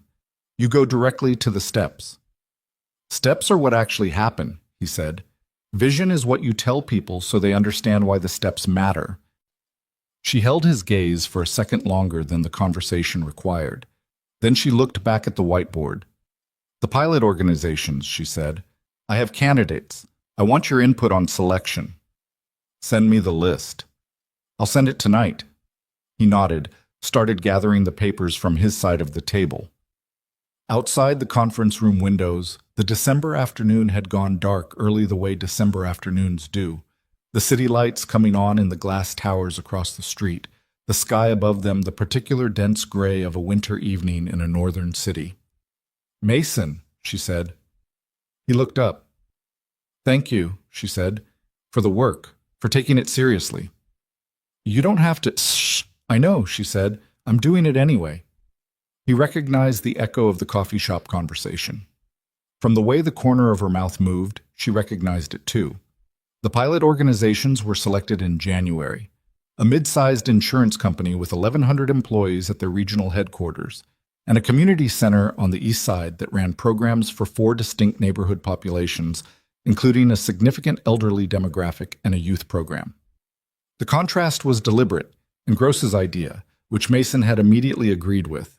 If the framework could work for both, it had a genuine argument for scalability. If it only worked for one, they'd know exactly which design assumptions needed revision. The preparation work was significant. Mason spent February going back and forth between both organizations, doing assessment visits that he'd insisted on himself. Not to evaluate the physical spaces, Baines handled that, but to understand the populations. Who was in the room? What they knew and didn't know? What they were afraid of in ways they might not articulate directly. The insurance company had the particular culture of a large organization that believed it was already prepared for everything because it had binders that said so. Mason sat in 3 of their existing safety briefings and watched employees look at their phones while a safety officer narrated a PowerPoint that had last been updated during a different administration. The questions people asked at the end were all procedural. Where are the exits? What's the meeting point? And none of them touched on the harder, more honest questions, which were, what do I actually do when I'm afraid, and how do I stay useful when everything around me is going wrong? The community center was different. The populations there had often encountered situations they hadn't prepared for. Economic disruption, medical emergencies, the specific kind of crisis that doesn't look like the movies because it's slower and quieter and doesn't resolve in 90 minutes. The youth programs had kids who were matter-of-fact about danger in a way that the insurance employees weren't, and the elderly demographic had a practicality born of long experience with things going unexpectedly wrong. Mason sat in on a Thursday afternoon session and ended up staying 2 hours past his planned visit because the conversation that developed was more substantive than anything he'd heard in the conference room. He told Evelyn about it the next morning. She'd already spoken to Baines, who'd made similar observations. The community center is the harder design problem, Evelyn said, but it's the more important one. The insurance company is where the money is, Mason said. The insurance company is where the board sees the scalability story, she said. The community center is where the program actually has to prove what it is. She paused. I'm not conflating the two. I didn't think you were, he said, and he meant it. March arrived with the particular stubbornness of early spring in a northern city. Cold still, the light shifting but not yet warm, muddy edges to everything. The pilot launch date was set for the 3rd week of the month. Mason ran the final run-throughs with both teams in the 2 weeks before, the kind of preparation that is partly logistical and partly the act of making everyone calm enough to function. The night before the first session, the insurance company, morning cohort, 42 participants, he was at the kitchen table at 11 o'clock, going through his notes for the 3rd time, when Lily appeared in the doorway in her pajamas, squinting against the kitchen light. You're up late, she said. So are you. I woke up. She came and climbed into the chair beside him, pulling her knees to her chest, looking at the papers on the table. Is it tomorrow? First session is tomorrow. Yeah. Are you nervous? He thought about it. Some. She leaned against his arm slightly. You're good at being calm, she said, even when you're scared. Where did you hear that? Aunt Carla, she said. She told me you were always like that, even when you were little. Carla is making things up. I was not calm as a child. She said you were calm on the outside, Lily said, and that it made it hard to know how you were doing. He looked at her. Did she say that as a warning or as a compliment? I think she wasn't sure, Lily said. He put his arm around her and she leaned into his side, warm and small and smelling like whatever shampoo they were currently using. He looked at his notes. They were good notes. The program was good. In 4 months, they had built something that Gross, who did not give approval easily, had described as the most coherent civilian preparedness framework he'd encountered in 20 years of the field. That wasn't nothing. You should go back to bed, he said. I know, she said, without moving. He let her stay another few minutes. Then he walked her back to her room, closed the door to the right width, and went back to the kitchen and looked at his notes one more time. They were the same notes they'd been 10 minutes ago. He closed the folder.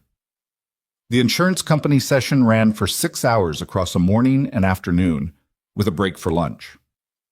42 participants in a large conference room, projected materials, facilitated exercises, and 3 hours of scenario-based discussion guided by Mason and Baines together, with Gross observing from a chair against the back wall, with his arms folded and his expression carefully neutral. It didn't go perfectly. The first exercise, a structured decision-making scenario presented through a narrative format, fell apart in the middle when 2 of the participants got into a debate about a tangential detail of the scenario, and the rest of the group got pulled into it. Mason had to redirect, firmly, but without making anyone feel corrected, which was the kind of facilitation that looked easy and wasn't.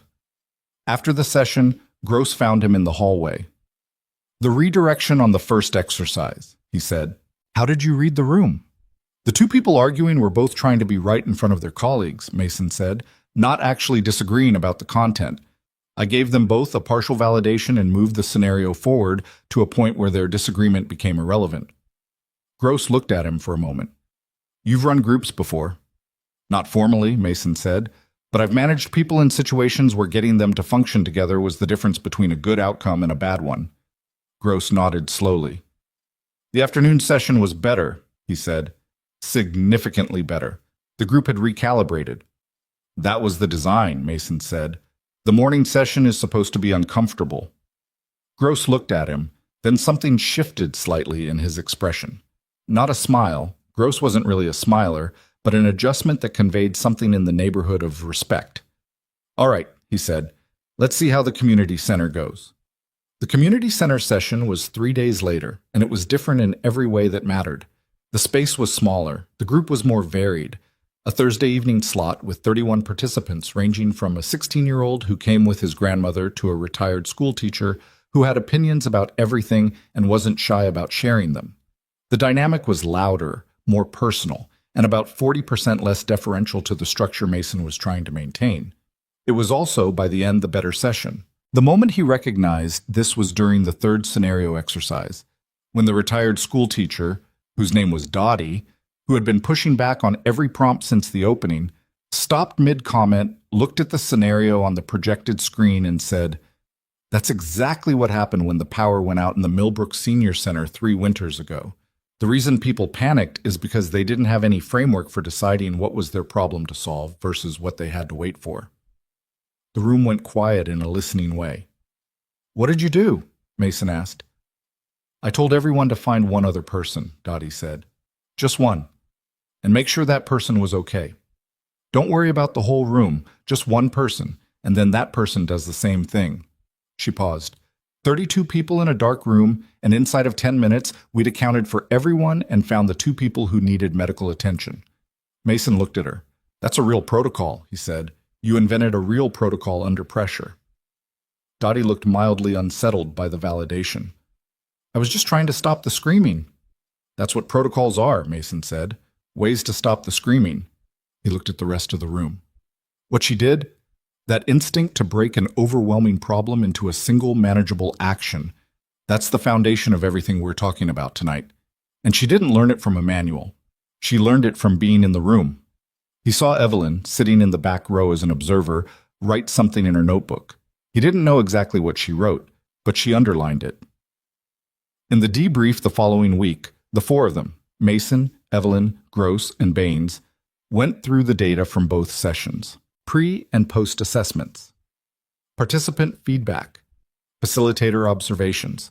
The numbers were early and limited by sample size, and Gross was the first to say so, but what they showed was consistent with what all of them had observed in the room: measurable shift in self-assessed confidence around crisis decision-making, particularly in the identification of a single actionable response under stress.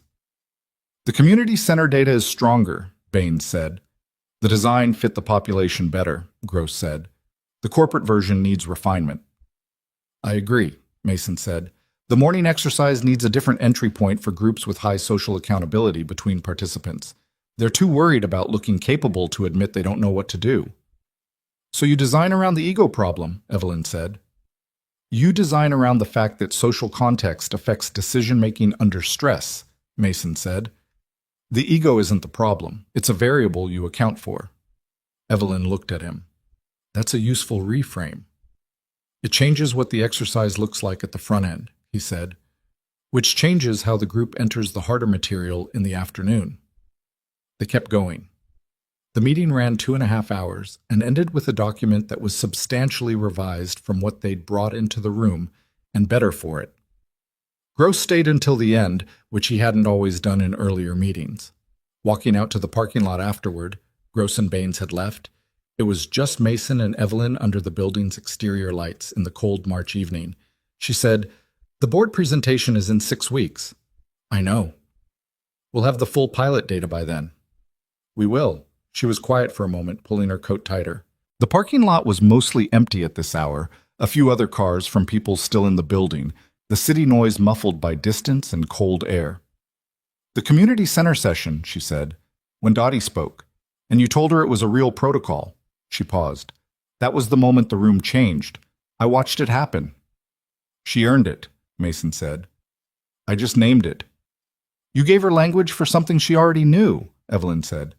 "That's not nothing. That's actually most of what good teaching is." He looked at her. "I didn't know you'd thought about teaching." "I've thought about most things," she said. "I just don't always say them out loud." She found her car keys in her bag. 6 weeks, she said, the board presentation. "We'll be ready," he said. She looked at him across the short distance of the parking lot, the overhead light doing something plain and honest to both their faces. No architecture to either of them out here in the cold. "I know," she said, and got in her car. He stood in the parking lot for a moment after her taillights disappeared, his breath making small clouds in the March air, hands in his jacket pockets. He thought about Dottie saying, "I was just trying to stop the screaming." He thought about the way Evelyn had underlined something in her notebook. He drove home. The Civic's heater took 8 minutes to get warm, which he'd calculated precisely by now. He drove through the quiet residential streets, through the soft pattern of streetlights and dark windows, and thought about nothing in particular and everything at once, the way you do on a night when something that seemed possible is beginning, for the first time, to feel real. Lily was asleep. The house was quiet. He checked on her, the door slightly open, the hall light making its stripe across the floor, her library book open on the nightstand, and then he sat down at the kitchen table without turning on the laptop and just sat for a while in the stillness. Tomorrow he'd send Evelyn his notes on the board presentation structure. He already knew what he wanted to say. He just needed to find the right order for it. Outside, the March wind moved through the trees on the street, the last of winter making itself known before it let go. The board presentation was on a Thursday in late April, which meant Mason spent the Wednesday night before it sitting at the kitchen table going through the slide deck for the 4th time, while Lily ate cereal for dinner because he'd forgotten to defrost anything, and she'd accepted this with the philosophical flexibility of a child who understood that some nights were cereal nights. "You're doing the thing," she said. "What thing?" "The thing where you look at the same page over and over." "I'm reviewing." "You've been reviewing since I got home from school." She tipped the bowl to get the last of the milk. "Is it important tomorrow?" "Yeah, pretty important." "More important than the bank thing?" He looked up. She was watching him with the patient, unblinking attention she'd inherited from nobody he could identify, because he didn't look at people that way, and her mother hadn't either. It was just Lily's own quality, fully formed and entirely hers. Different kind of important, he said. Okay, she said. She took her bowl to the sink, rinsed it the way he'd taught her, cold water first, then warm, and came back and stood beside his chair, looking at the laptop screen. The slide on the screen was a data summary from the 2 pilot sessions, numbers in clean columns, the pre- and post-assessment results laid out in a format that Evelyn's design team had made considerably more presentable than Mason's original spreadsheet. What does that mean? Lily asked, pointing at a percentage. It means that most of the people who went through the training felt more prepared for an emergency afterward than they did before. Did they actually get better? That's a harder question, he said. We think so. We don't know for certain yet. She considered this. That's honest, she said. I try to be. I know, she said. Good luck tomorrow. She kissed him on the side of the head, a gesture she'd started doing recently, a reversal of direction that he found quietly startling every time, and went to get ready for bed. He sat with the laptop for another hour. Then he closed it and went to sleep at a reasonable time, which was harder than it sounded and which he managed by the same mechanism he'd used before operations, deliberately refusing to rehearse things he'd already prepared for. The Helix Capital boardroom was on the 14th floor with a long table that seated 16 and windows on 2 sides, and the particular atmosphere of a room in which significant decisions had been made regularly enough that the air itself felt slightly pressurized. 8 board members, 3 Helix executives, Gross and Baines present as technical advisors, Mason at one end of the table with the clicker for the slides, Evelyn at the other end, which was not an accident. They'd talked about the geometry of the presentation, the way the board would read the relationship between the two of them, and had agreed that physical distance across the table conveyed a professionalism that closeness wouldn't. Evelyn opened. She was good at this, not in a performed way, but in the way of someone who had stood in enough rooms like this that the room itself no longer intimidated her, and what remained was just the substance of what she was saying. She laid out the initiative's scope, the rationale, the gap in the existing landscape that they were addressing. Clear, specific, no flourishes. 7 minutes. Then she handed it to Mason. He'd been in briefings with generals. He'd presented operational plans in conditions where the stakes of a mistake were measured in lives rather than quarterly returns. A boardroom should have been manageable by comparison, and mostly it was, except that the particular flavor of scrutiny in a boardroom, the financial kind, the ROI and liability kind, was different enough from the military kind that it required a different register. He'd thought about this. He'd adjusted accordingly. He went through the pilot data plainly, without overselling it. He showed what the numbers said, and also what they didn't say, because several people around this table would know the difference between a rigorous data presentation and a sales pitch disguised as one, and he wasn't here to sell anything. He described what he'd seen in both session rooms, not as anecdote, but as observational data, the kind that quantitative measures can't fully capture. He talked about Dottie. Not by name, he'd asked permission, and she'd said yes.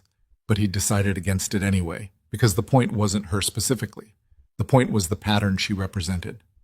One participant, he said, described an improvised response she'd developed during an actual power outage at a senior center 3 years earlier. What she'd done, spontaneously, under pressure, was structurally identical to one of the core protocols in our framework. She'd arrived at it through necessity, without training.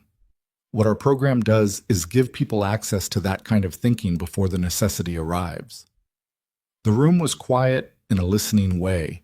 He recognized the quality of it. A board member named Hargrove, 60s, silver-haired, the specific bearing of someone who had been skeptical of ideas for so long that it had become his default resting expression, leaned forward slightly. The community center population, he said, what's the argument for including it in the scalability model? The corporate sector is where the institutional infrastructure is. The community center population is where the gap is largest, Mason said. Corporate environments have existing safety infrastructure, imperfect, as we've demonstrated, but present. Community organizations, particularly those serving elderly and economically stressed populations, have almost nothing. And statistically, Those are the populations most likely to experience crisis situations and least likely to have access to any formal preparedness training. That's a social equity argument, Hargrove said, not a business case. It's both, Evelyn said, from the other end of the table. The community-based delivery creates the proof of concept for the most demanding design conditions.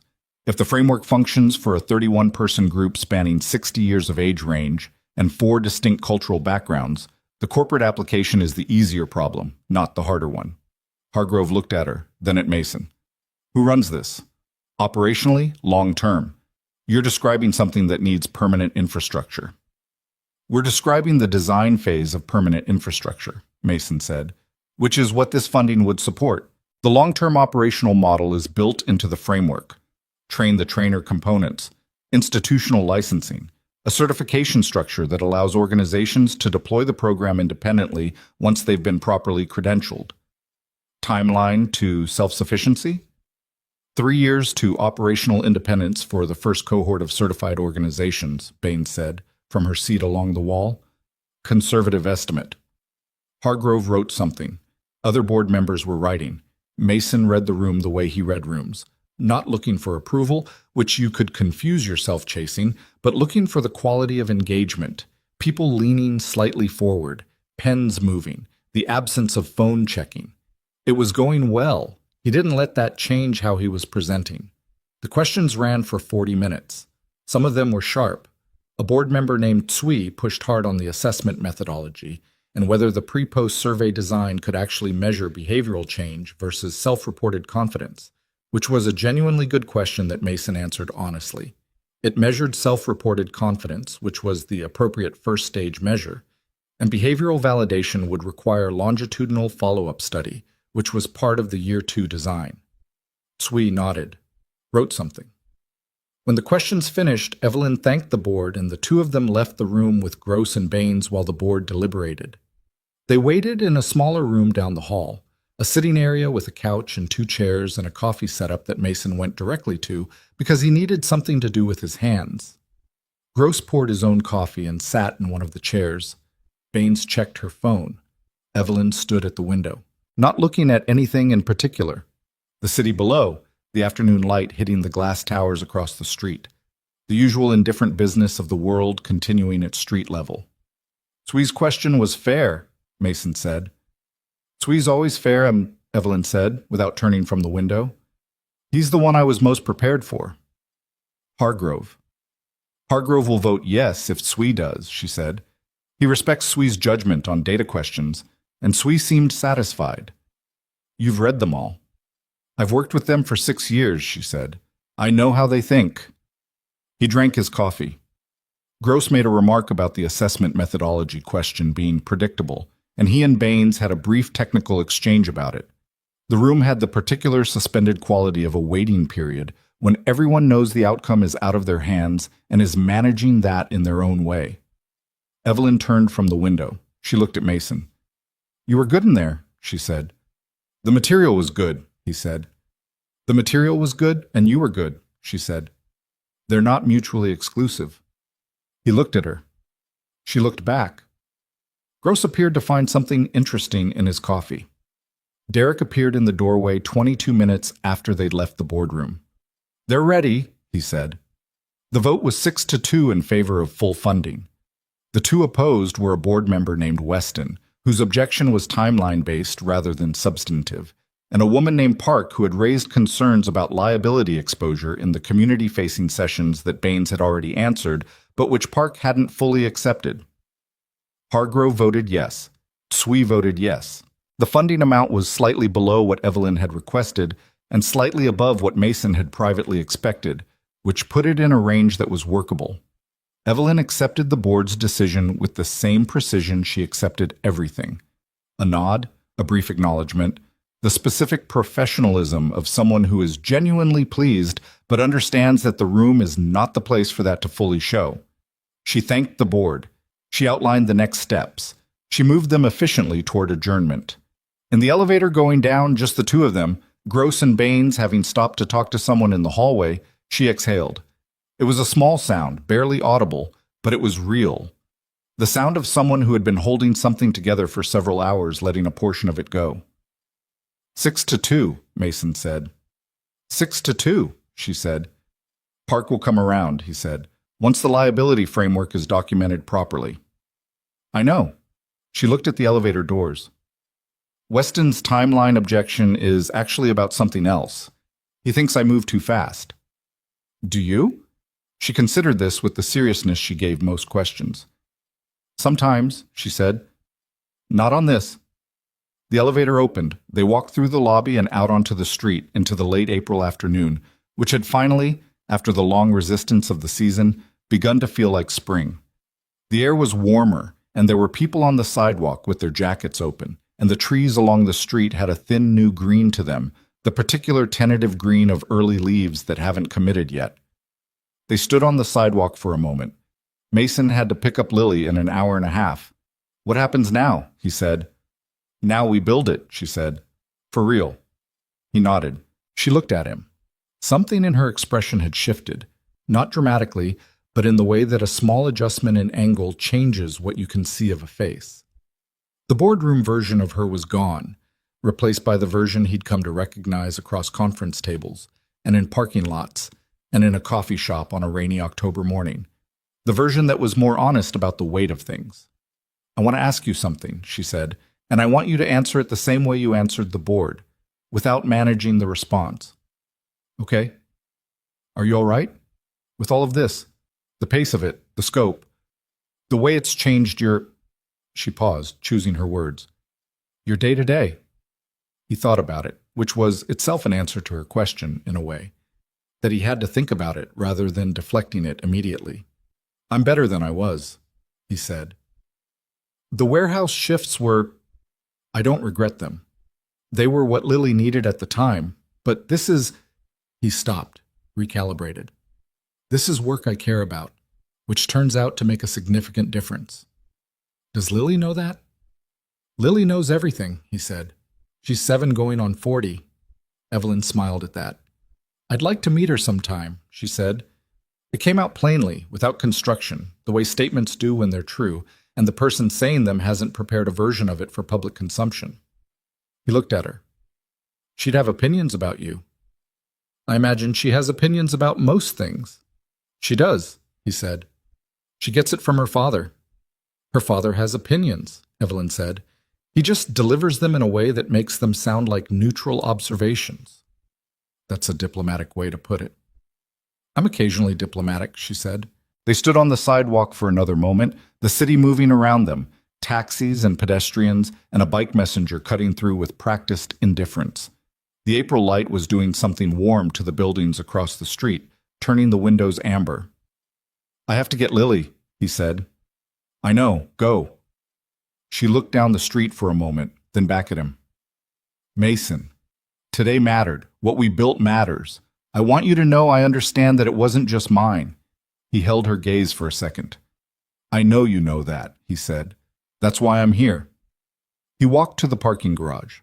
She turned in the other direction. Neither of them looked back, which was either restraint or habit, and possibly both. The weeks that followed the board approval had a different texture than everything before them. Less hypothetical, more load-bearing.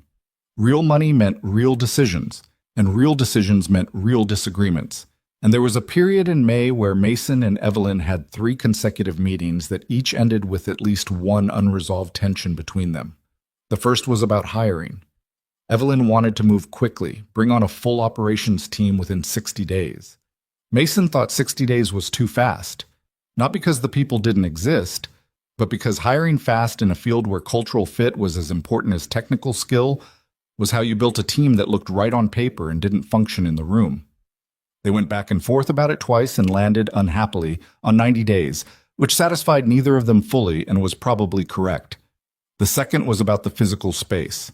The initiative needed a home, not just office space, but a facility that could house the training programs themselves, with the kind of design that supported the experiential components of the curriculum. Evelyn had identified a building in the Arts District that was available, recently vacated by a tech startup that had relocated. It was good space, well designed, good natural light. Mason's objection was geographic. The arts district was accessible to the corporate population they were targeting, but not as accessible to the community-based populations, which required either a transit commute of 45 minutes or a car. For the Eastside Community Center participants, neither was trivial. "We can run satellite sessions at the community organizations," Evelyn said. "The satellite model creates a two-tier program," Mason said. "One that feels like the real version and one that feels like the outreach version. That's the thing we've been trying to avoid since October." She was quiet for a moment. "You're right," she said. And then, after another pause, "I hate it when the right answer is more expensive." "The Arts District building isn't right for us," he said. "I know," she said. "I liked it. It's a good building for something else." "I know that too." She pulled up her laptop. "There's a property near the Alderton Transit Hub. Less character, better access." He looked at the listing. She turned toward him. It was, as described, less character. A converted warehouse space, utilitarian, the kind of building that would need significant interior work to become what they needed.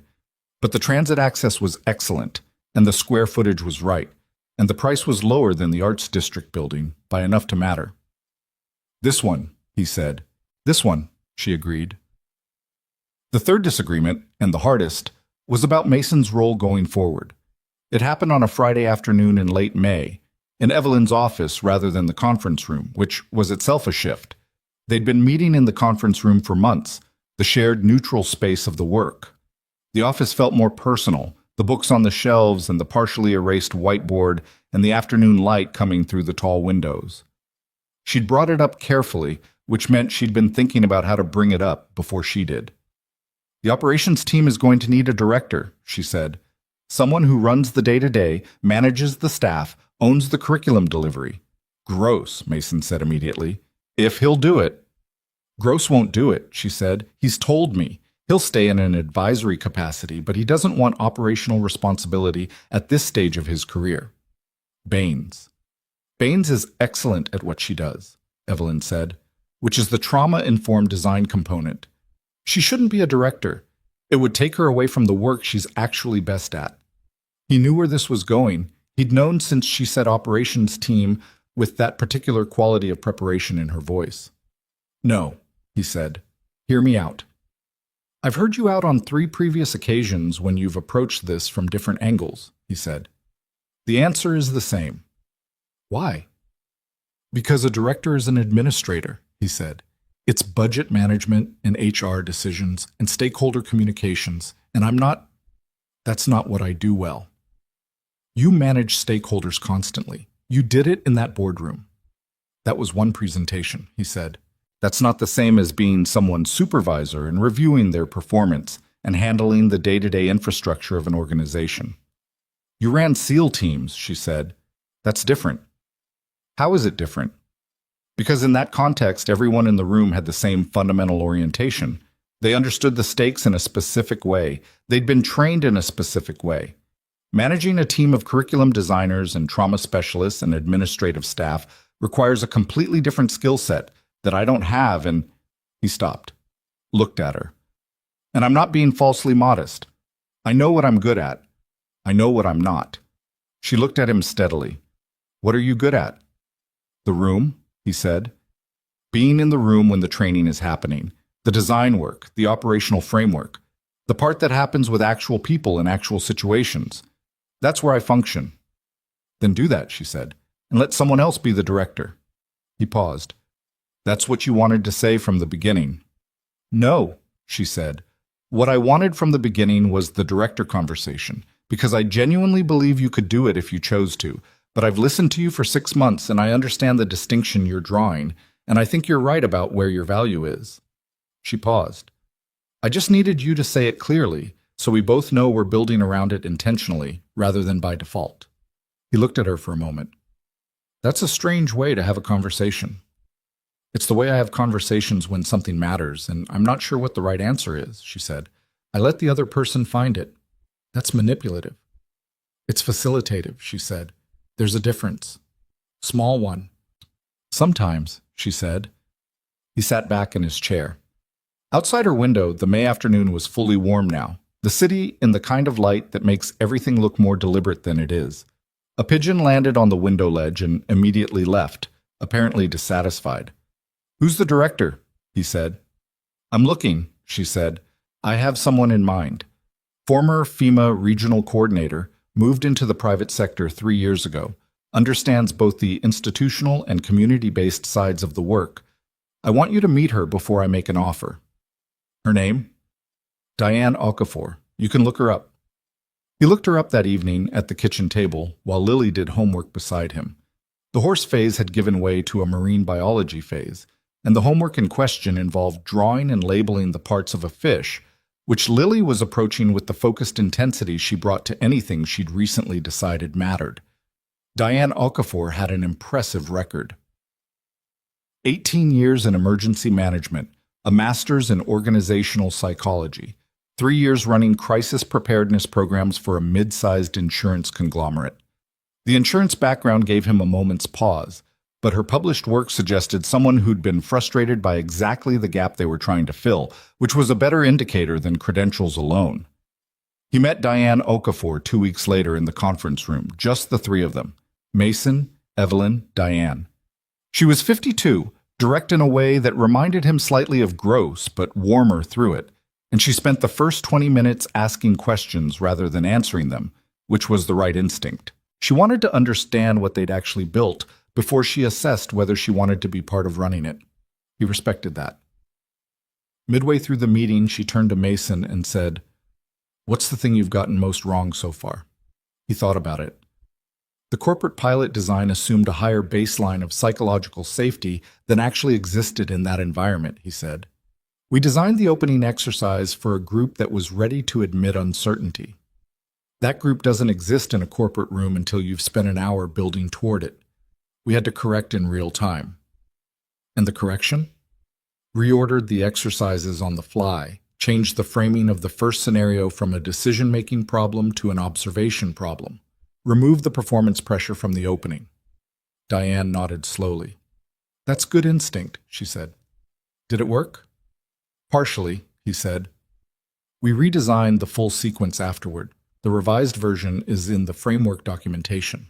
She looked at Evelyn. "The documentation is thorough?" "Mason wrote most of it," Evelyn said. Diane looked back at Mason. "You document your own work." "If I don't, I repeat mistakes," he said, "and I have a bad enough memory for the ones I've already made." Something shifted in Diane's expression. Not quite a smile, but the precursor to one. "All right," she said. "Tell me about the Alderton building." They talked for another hour. When Diane left, Mason and Evelyn sat for a moment in the conference room in the specific quiet that follows a meeting that went well. "Well?" Evelyn said. "Offer her the job," he said. "You're sure?" "She asked the right questions and she wasn't performing the asking," he said. "That's the thing you can't teach." Evelyn nodded. "She'll want to know about you," she said. "Your role. How the two of you fit together operationally." "Tell her the truth," he said. "I'm in the room when it matters." "She runs the building." Evelyn made the call to Diane the next morning. Diane accepted the following week, contingent on a start date of August 1st, which gave them the summer to get the Alderton building into shape. The renovation work started in June, and Mason spent parts of 3 weeks at the site with the contractor they'd hired, a woman named Falk, who communicated primarily in precise, clipped sentences and had the refreshing quality of someone who did exactly what she said she would do on the timeline she said she'd do it. He walked the space with her in the early stages, talking through the specific requirements of the training rooms. Not classrooms, not boardrooms, something in between, with the flexibility to reconfigure quickly and the acoustic quality to allow for group work without conversations bleeding between spaces. Lily came with him twice. The second time, Falk was walking them through the main training hall, which was still framing an exposed ceiling at that point, and Lily stood in the middle of the concrete floor and looked up at the rafters and said, "It's going to be big. It's going to be the right size," Mason said. "That's not the same thing." Falk looked at Lily, then at Mason. "She's right," Falk said. "It's going to be big." Lily looked satisfied. On the drive home, she was quiet for a while, which was unusual. Then she said, "Are you happy, Dad?" He drove for a moment without answering. The summer light was long and warm through the windshield, the kind of afternoon that doesn't push for anything. "Yeah," he said. "I think I am." "You think?" "It's a complicated feeling," he said. "It has a lot of parts." She considered this. "Okay," she said, and then, "Does the lady from the bank make it better?" The complicated feeling. He kept his eyes on the road. We work well together," he said. Lily made a sound that was not a word but communicated something quite specific nonetheless. We're colleagues, Lily." "Okay, Dad," she said, with the serenity of someone who has already decided what they think and doesn't need to argue about it. He drove the rest of the way home in the warm afternoon light, and he didn't correct her again, partly because she was 7 and he wasn't going to win, and partly because some accurate things resist the urge to be corrected. The building was on schedule. Diane's start date was 6 weeks away. The board had approved the next funding tranche. Gross had agreed to stay on as senior advisor, which was the best possible outcome they'd hoped for and hadn't fully expected. At night sometimes, Mason sat at the kitchen table after Lily was asleep and thought about a Tuesday in October, the carpet that smelled like cleaning solution, the weight of a hollow aluminum chair leg under his hand. He thought about what had been in his head in those 90-some minutes on the floor. The exits, the math, the routines of 3 men with weapons, and a plan that was his job to dismantle. He thought about walking into that corridor with 2 armed men, the alarm handle cold in his hand, the specific measurement of a half-second's hesitation. He didn't regret any of it. He also didn't think of it as heroism, which was a word that had appeared in several follow-up emails from reporters he'd never responded to. It was a situation that needed a response, and he'd been capable of providing one. The fact that he'd been capable was the result of years and choices and costs that he'd already paid, and what he did with the capability once he had it was the only part that was still in his control. He thought about Evelyn on the floor of the lobby, cross-legged, jaw set, reading the room with the same precision she brought to boardrooms and coffee shops and renovation site walkthroughs. She'd been afraid. She'd functioned anyway. He'd recognized it instantly because it was the same thing he did, just in different terrain. 2 people who functioned under pressure, building something designed to help other people do the same. He thought there were worse foundations for a thing. He closed the laptop and went to check on Lily. The door opened the right amount, the hall light making its stripe across the floor. Her library book had migrated from the nightstand to the bed, open face down across her elbow, which he carefully removed and set on the nightstand, and she didn't wake. He stood in the doorway for a moment the way he always did. Not long, just a breath or two. The particular specific weight of a moment that doesn't announce itself as significant but accumulates into what a life is made of. Then he went to bed. The morning would have its own requirements. Diane Okafor started on a Monday in August, and by Friday of the same week she had reorganized the shared filing system, identified 3 redundancies in the hiring pipeline, and scheduled one-on-ones with every person on the nascent staff, 6 people at that point, with 4 more offers pending, in a way that made the whole operation feel suddenly, structurally real, in a way that months of planning had not quite achieved. Mason watched this from a slight distance and found it almost entirely reassuring and only slightly humbling. "She's better at the operational piece than I would have been," he told Evelyn on a Wednesday afternoon when they were walking the Alderton building together, a habit they'd developed during the renovation, a standing weekly walkthrough to track progress and make decisions on the things that Falk flagged for them. "I know," Evelyn said. She was looking at the main training hall, which had come a long way from the exposed rafters and concrete floor that Lily had stood in the center of 2 months earlier. The walls were finished now, painted a warm, neutral tone that Evelyn had picked and Mason had initially questioned and come to think was right. The floors were a sealed wood composite, easier on people who'd be standing for hours. The acoustic panels were up. The reconfigurable partition system that allowed the space to shift between 1 large room and 3 medium ones was installed and functional. "That's why we hired her." I said it without any kind of... I just meant it as an observation. "I know what you meant," she said. "You're not someone who has difficulty giving other people credit." "You say that like it's rare." "It's rarer than it should be," she said. Falk appeared from his back hallway, in her usual state of looking like she'd just finished solving a problem that didn't need to be a problem. The secondary lighting in room 3 is done, she said. Come look. They followed her back through the building, through the connecting corridor that Mason had specifically requested be wide enough for 2 people to walk side by side. It was a small thing, but the architecture of a space communicated something about the values of the people who built it, and narrow corridors communicated something that didn't match what they were trying to do here. Falk had charged them 4% more for the width. Mason had approved it without consulting Evelyn, which he'd mentioned afterward. You approved it without asking me, she'd said. It was my call to make. It was a budget decision above your authorization threshold. I know, he said. It was still the right call. She'd looked at him for a moment. Then she'd said, don't do that again, and moved on, which was exactly the right response, and which he respected for its precision. Not a confrontation, not a capitulation, just a clear line reinstated. He hadn't done it again. Room 3 had windows on the east side that the other training rooms didn't, and the secondary lighting Falk had installed complemented the natural light in a way that made the space feel open without being stark. Mason stood in it and thought about the kinds of sessions that would happen here.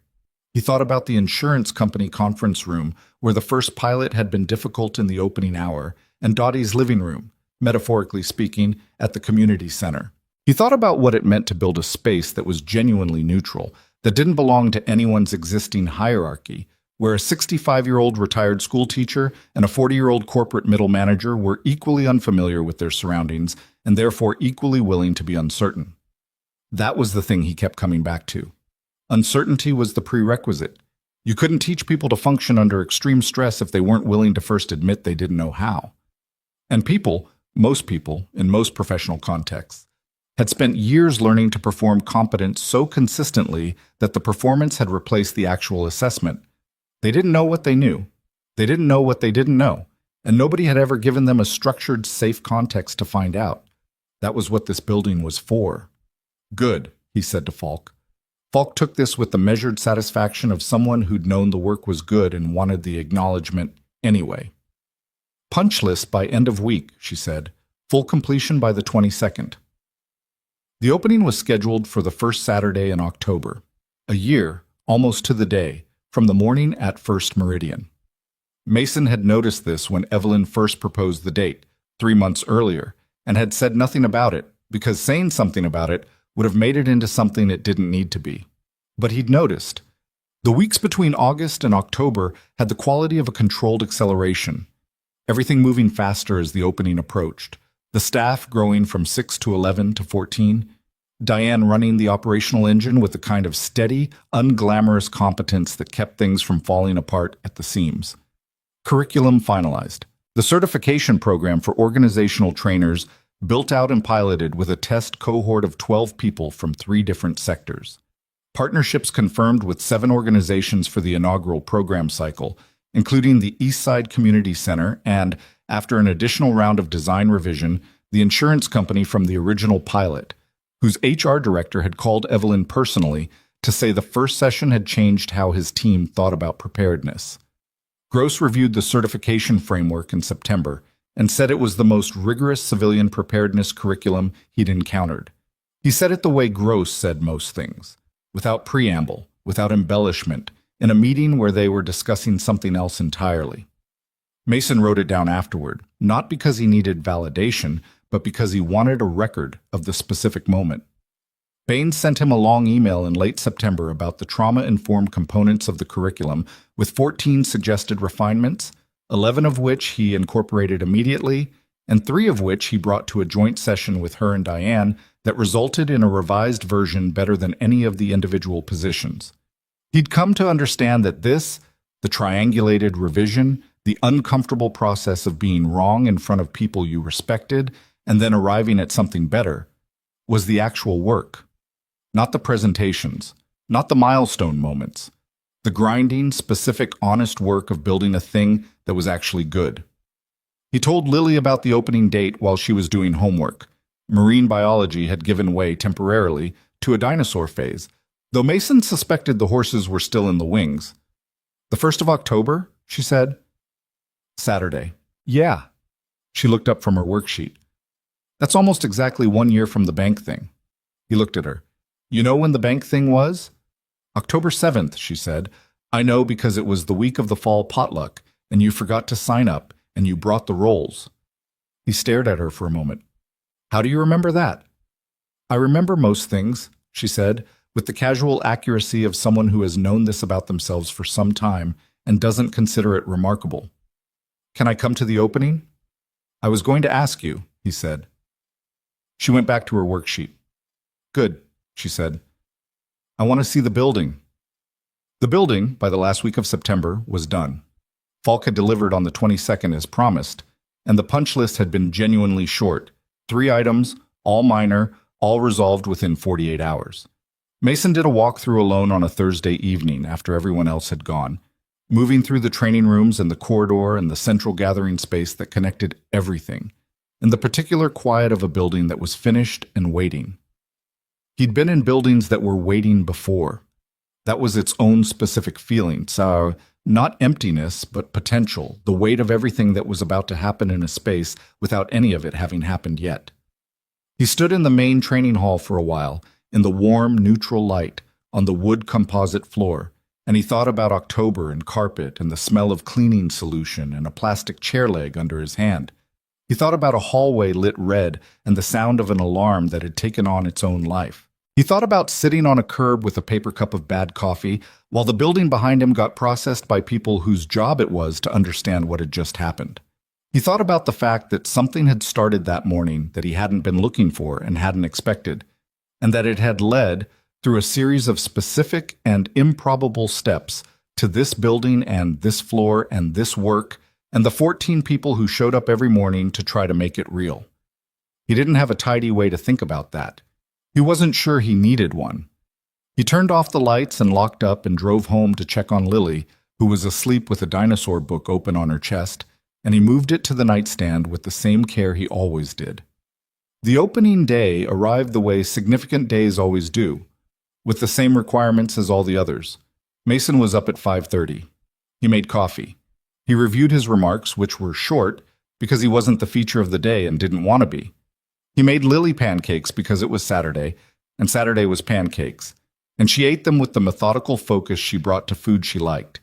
And then she put on the dress she'd chosen herself, dark blue, with small white flowers, which she'd hung on the back of her door 3 days ago in preparation, and declared herself ready. You look nice, he said. I know, she said. You should change your shirt. He looked down at his shirt. What's wrong with it? It's the same one you wear to the warehouse. I don't work at the warehouse anymore. I know, but it looks like you do, she said, with the gentle brutality of someone who loves you and has no reason to soften accurate observations. He changed his shirt. Carla met them at the building at 9:15, arriving with the specific energy she always brought to events she'd dressed up for, which meant she'd dressed up. A blazer, earrings, the deliberate effort of someone who took the significance of occasions seriously. She hugged Mason, held him for a second longer than necessary, then released him and looked at the building's exterior. This is real, she said. Yeah, he said. She looked at him. Are you okay? Carla. I'm asking.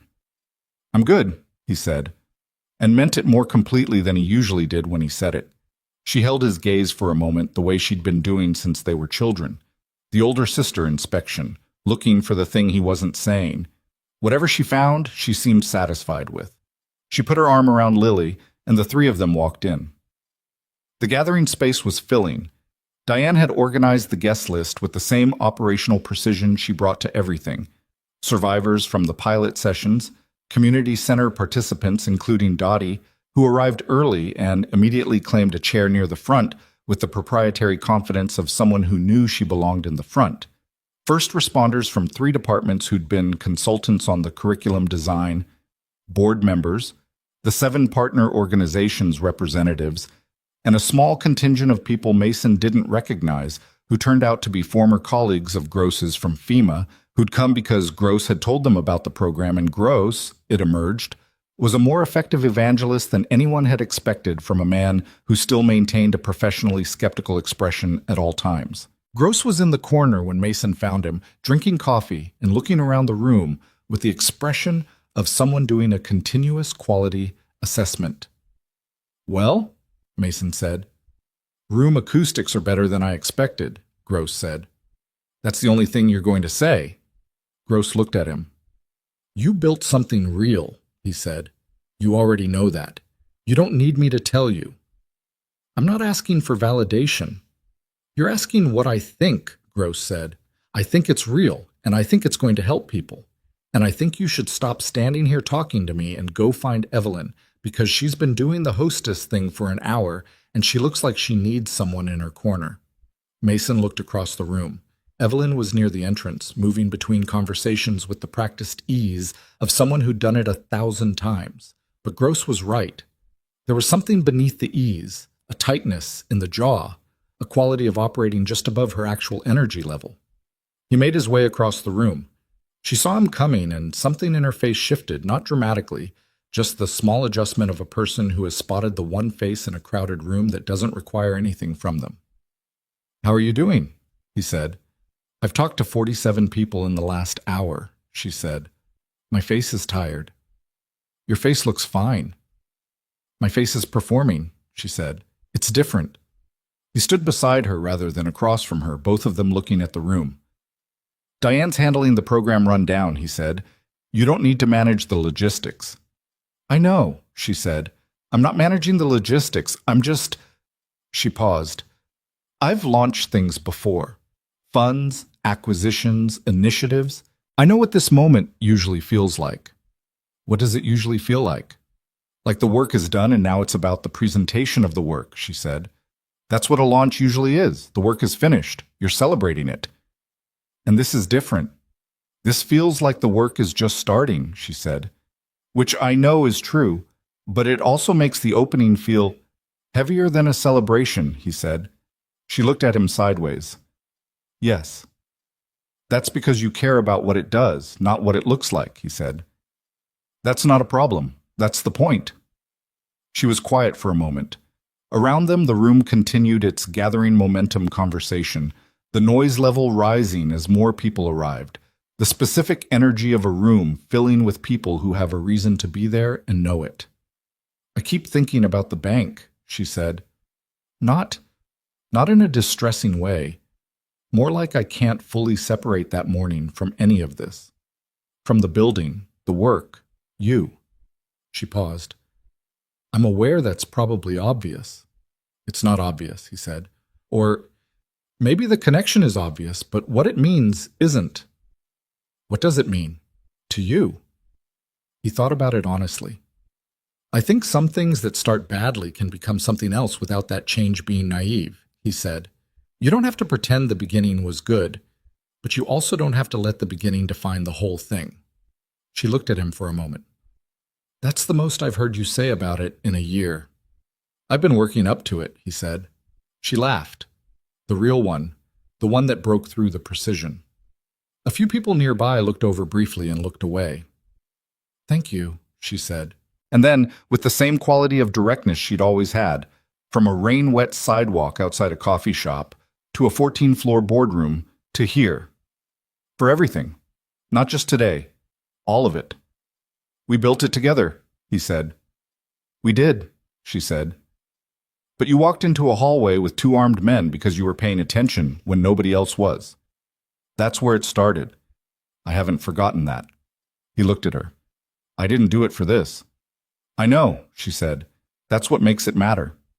Diane called the room to order at 10 o'clock, and the formal portion of the opening began. She spoke first, clearly and without ceremony, outlining what the center was and what it was intended to do, and she did it in the language of the work itself rather than the language of announcement, which was exactly right. Gross spoke briefly, very briefly, 4 minutes, which, for Gross, represented a significant emotional investment. Bain spoke about the curriculum design with the animated, specific affection of someone describing work they genuinely loved. Then Evelyn spoke. She talked about the gap they were filling, not in policy language, not in the language of a boardroom presentation, but in the language of a person who had been on a bank floor in October and understood in the most concrete possible way what it meant to be in a dangerous situation without any framework for what to do. She didn't perform the vulnerability. She just stated it plainly, the way she stated most things, and the plainness of it was what made the room go quiet in a particular way. The person who changed the course of that morning, she said, is someone I would describe as the opposite of what we're usually taught to look for. He wasn't the loudest person in the room. He didn't announce himself. He was a 32-year-old single father who came to the bank to transfer his daughter's school tuition and ended up making calculations about people, about space, about risk that most people never have to make, and that he made with a steadiness that I still find, a year later, genuinely difficult to account for. She paused. He would tell you it wasn't heroism, she said. He would tell you it was training and circumstance and a particular combination of capabilities he'd developed over years. And he'd be right, which is exactly the argument for what we're building here. Because what if more people had that training? Not the same training, not Navy SEAL training, not anything that requires years of specialized preparation, but the underlying structure of it, the ability to assess a situation, the ability to make one decision when everything says there are no good decisions, the ability to stay useful when everything around you is going wrong. She looked at the room. That's what we're here to teach, she said, and I think it's worth doing. She sat down. The room responded with the kind of silence that precedes applause when the applause is genuine rather than reflexive. Lily, sitting between Mason and Carla in the second row, leaned against Mason's arm and said, in a whisper that was only partially a whisper, "She talked about you." "I know," he said, also quietly. "You're going red," Lily observed. "I'm not." "A little," she said. Carla, on Lily's other side, appeared to be looking extremely carefully at something on the wall. He was, in fact, a little red. He didn't address this further. Mason spoke last and briefly. Us. He talked about what he'd seen in the pilot sessions. Not the design of them, not the data, but the specific moments that had stayed with him. The woman in scrubs whose hands had stopped shaking when someone held her gaze. The insurance company group finding their way to honesty in the afternoon session after a morning of performing competence. Dottie, who had already invented a protocol under pressure because she'd had no other option, and who deserved to know that what she'd done had a name and a framework, and that other people could learn it before the power went out. The thing I've spent a year trying to build into this program, he said, isn't a skill set. It's a permission structure. Permission to not know what to do at the start, because not knowing what to do at the start is the accurate response to most crisis situations. And the people who pretend otherwise are the ones who make it worse. What we're trying to give people is a framework for what comes after not knowing. The specific, manageable next step that you can actually take with the information you actually have. He looked at the room. One step, he said. That's all it is. Find one person and make sure they're okay. Identify one exit. Make one decision with the information you have. Not the perfect decision, not the complete solution. One thing, and then the next one. He paused. Most of us can do that. We just don't know we can until someone shows us. He sat down. Lily patted his hand once, matter-of-factly, and went back to looking at the room. The rest of the morning opened into something that didn't have a formal name. Not a reception, not a tour, just people moving through the space and having the kinds of conversations that happen when a room full of people who care about the same problem finally find themselves in the same physical location. Mason moved through it without agenda, talking to people when conversations found him, watching the space function the way he'd imagined it functioning for months. Dottie found him near the main training hall doorway.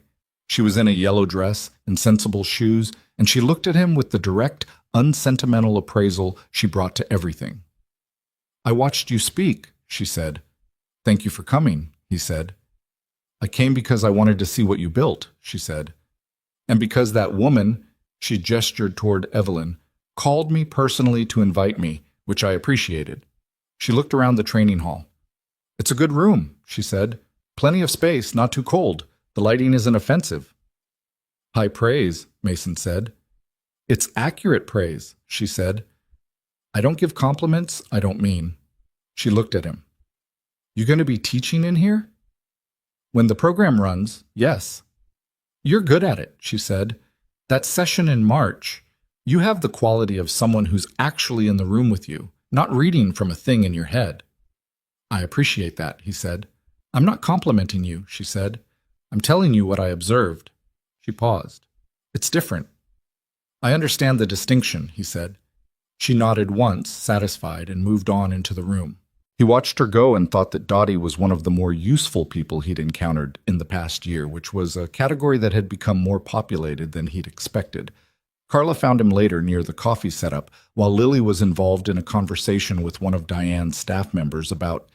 He couldn't hear the specific content, but he could see the hand gestures, which suggested dinosaurs. It's really something, Carla said. She had a coffee in both hands, the gesture of someone settling in for a real conversation. Yeah, he said. How do you feel? You and Lily are the only people who ask me that directly, he said. That's because we're the only ones you've known long enough to earn the right to ignore the answer, she said. How do you feel? He looked at the room. At Lily, who had apparently won some argument about dinosaurs judging by her expression. At Gross in the corner, talking to one of his FEMA contacts with what appeared to be for Gross, genuine enthusiasm. At Diane moving through the room with the competent ease of someone who belonged at the center of things and knew it. At Baines, laughing at something one of the partner organization representatives had said, her legal pad abandoned for once. At Evelyn, across the room, listening to something Dottie was saying with the quality of attention she gave everything, real attention, not performed attention, and nodding at something, and then saying something that made Dottie's expression shift from assessment to something warmer. I feel like it was worth it, he said. Carla looked at him for a long moment. That's not a feeling, she said. That's a conclusion. They're the same thing for me sometimes, he said. She squeezed his arm once and let it go. It's worth it, she said. For the record, from someone who's been watching. She looked across the room to where Evelyn was still talking with Dottie. She's good, she said, meaning Evelyn. I've been watching her all morning. She's... Yes, he said. That's all you're going to say? We work together, Carla. You also eat lunch together 3 times a week, she said. Derek told me. He mentioned it when I called to confirm the invitation. Derek talks too much. Derek is perceptive, she said. There's a difference. He didn't answer this, which Carla accepted with the patience of someone who had been not answered by the same person for 30-odd years, and had learned that silence was its own kind of communication. The formal part of the day wound down around noon. People moved toward the catering setup that Diane had organized. Good food, not extravagant food, the right call, and the room loosened into the informal rhythm of people eating and talking without agenda. The October light was doing something honest and unhurried through the east-facing windows of room 3. The door propped open, the warm tone of the walls catching it in a way that made the space look like it had been there a long time already. Mason stepped outside for 10 minutes into the October air. The street was quiet at this end of the Alderton block. A few parked cars, the transit hub visible a block north, a couple walking past with a dog who was urgently interested in something near the building's foundation. He stood on the sidewalk with his hands in his pockets and breathed the specific October air, which smelled like fallen leaves and the distant possibility of rain and the season turning over into whatever was next. He heard the door behind him. He didn't turn around. He knew the sound of her footsteps well enough by now. Not because he'd been paying particular attention, but because you learn the specific rhythms of the people you spend significant time with, the way they move through spaces without deciding to learn them. Evelyn stood beside him on the sidewalk. She'd taken off her jacket at some point. The October air was cool enough that she'd put it back on, partially, one arm in and one draped over her shoulder, which was the first time he'd seen her in anything other than full deliberate composure in a public space. She looked at the street. You needed air, she said. It wasn't a question.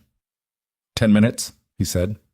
They stood in the comfortable quiet of 2 people who had run out of things they needed to say to each other and were fine with that.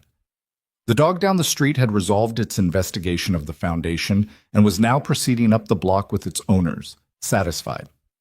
A bus went past at the end of the street, the transit hub doing its indifferent business. A year ago I was signing papers at the credit union on Route 7, he said, after the police released me. What papers? School tuition. For Lily. That's why I was at First Meridian, the transfer. She looked at him. Did it go through? Yeah, eventually. Everything for 1 year of school tuition, she said, and then everything after. That's how it usually goes, he said. You're doing one specific ordinary thing, and the world has different plans. She was quiet for a moment. Do you think it would have happened differently if they'd come in 10 minutes later when you'd already been to the teller? If you'd been walking out? I've thought about it, he said. I don't know. Probably I would have seen them coming in when I was going out. And I would have assessed the situation and made a decision, he said, but it would have been a different set of options. Different outcome. Maybe, he said. I don't spend a lot of time on the maybe versions. She nodded slowly. I do, she said. I run scenarios, backward and forward. She paused. It's usually useful professionally and not very useful personally. He looked at her sideways. What's the scenario you run backward from this? She met his gaze. In the October light, without the architecture of a boardroom or the structure of a meeting, she looked exactly like what she was.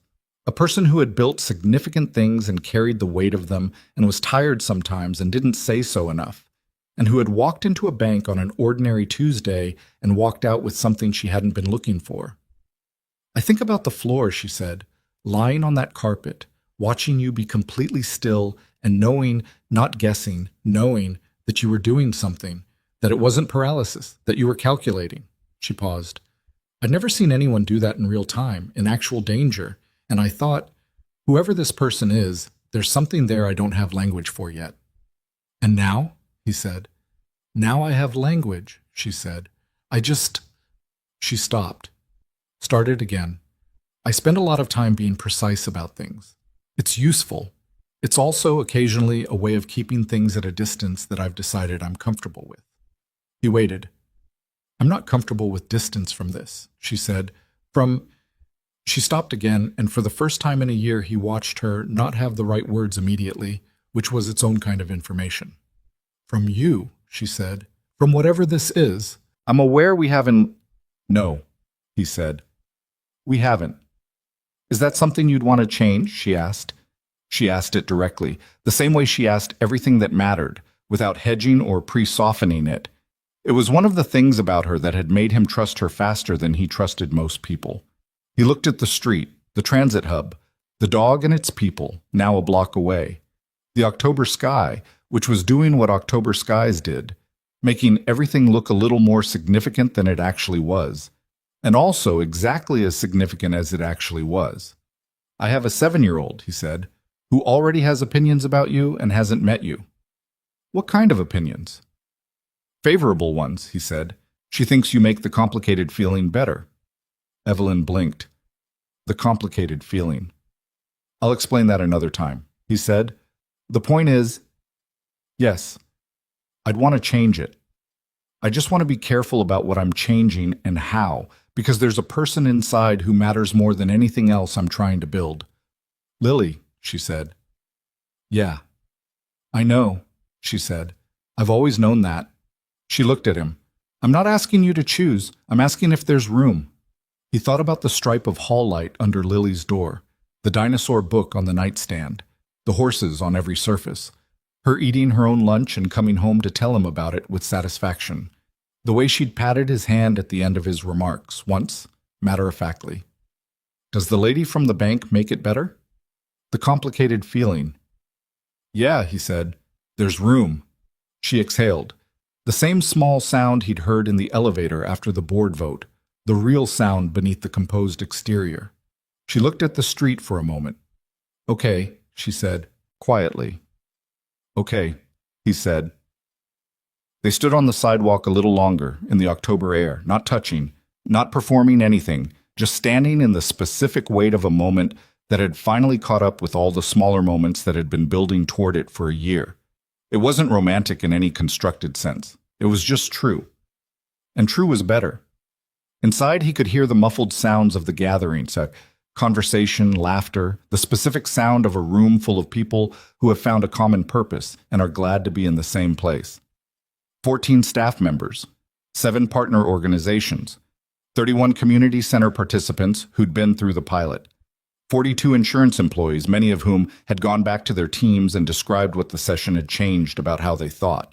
Dottie, who invented protocols under pressure and deserved to know they had names. Gross, who didn't give approval easily and had given it here. Baines, who'd pushed back on 17 things and made all 17 of them better. And somewhere in there, Lily, in her dark blue dress with white flowers, probably still discussing dinosaurs with someone who now knew considerably more about the Cretaceous period than they had an hour ago. "We should go back in," Evelyn said. "Yeah," he said. Neither of them moved for another moment. Then she turned toward the door, and he held it open, and they went back inside together. The first full program cycle launched 3 weeks later, in November, with 46 participants across 2 cohorts. The insurance company's second round and a new corporate partner, plus a returning group from the community center, and a new cohort from a neighborhood school's parent organization. Mason ran the first session himself, in the main training hall, in the warm neutral light on the wood composite floor. He started the way he always started now, not with a slide, not with a protocol, not with data. He asked a question. "Tell me about a time something went wrong," he said, "and you didn't know what to do." The room was quiet for a moment. Then, one by one, people started talking. A woman who'd been in a car accident on the highway at night and frozen. A man who'd been present when a coworker collapsed and couldn't remember the first aid he'd been trained in 3 years before. A teenager, one of the school program participants, 16, in the back row, who started speaking quietly and got louder as he went, who'd been caught in a crowd incident at a street festival and had run the wrong direction because he panicked and then felt ashamed about it for months. Mason listened to each of them. He didn't offer solutions. He didn't tell them they'd been wrong. He just listened and let the room hear itself, and waited until the last voice had settled. "None of that is failure," he said. "What you just described is what untrained people do in trained for situations. It's the appropriate response given the preparation you had." He paused. "The question is what changes with a different kind of preparation, and that's what we're here to find out together." The room had that quality again, the listening quiet. He'd come to understand that this was the moment the work actually started, not when the curriculum began, when the room decided it was safe to be uncertain. He kept going. Outside the east-facing windows, the November morning was gray and honest, the city doing what it always did, indifferent and continuous, moving through the particular work of an ordinary day. Inside the room, 46 people who had never met each other 2 hours ago were beginning, slowly, to understand something about themselves that they hadn't known before they walked through the door. It was not a large thing in the scale of the world's problems. Mason knew that. He'd spent 11 years in contexts where the scale of problems was measured in ways that made a training room seem modest. But he'd also spent those 11 years learning that scale wasn't the point. The point was the specific person in front of you, in the specific moment you had, making the one decision that was available to them. The woman in scrubs whose hand stopped shaking. The retired schoolteacher who'd already found the protocol before anyone told her it existed. The 16-year-old in the back row who'd been ashamed for months of a response that was simply human.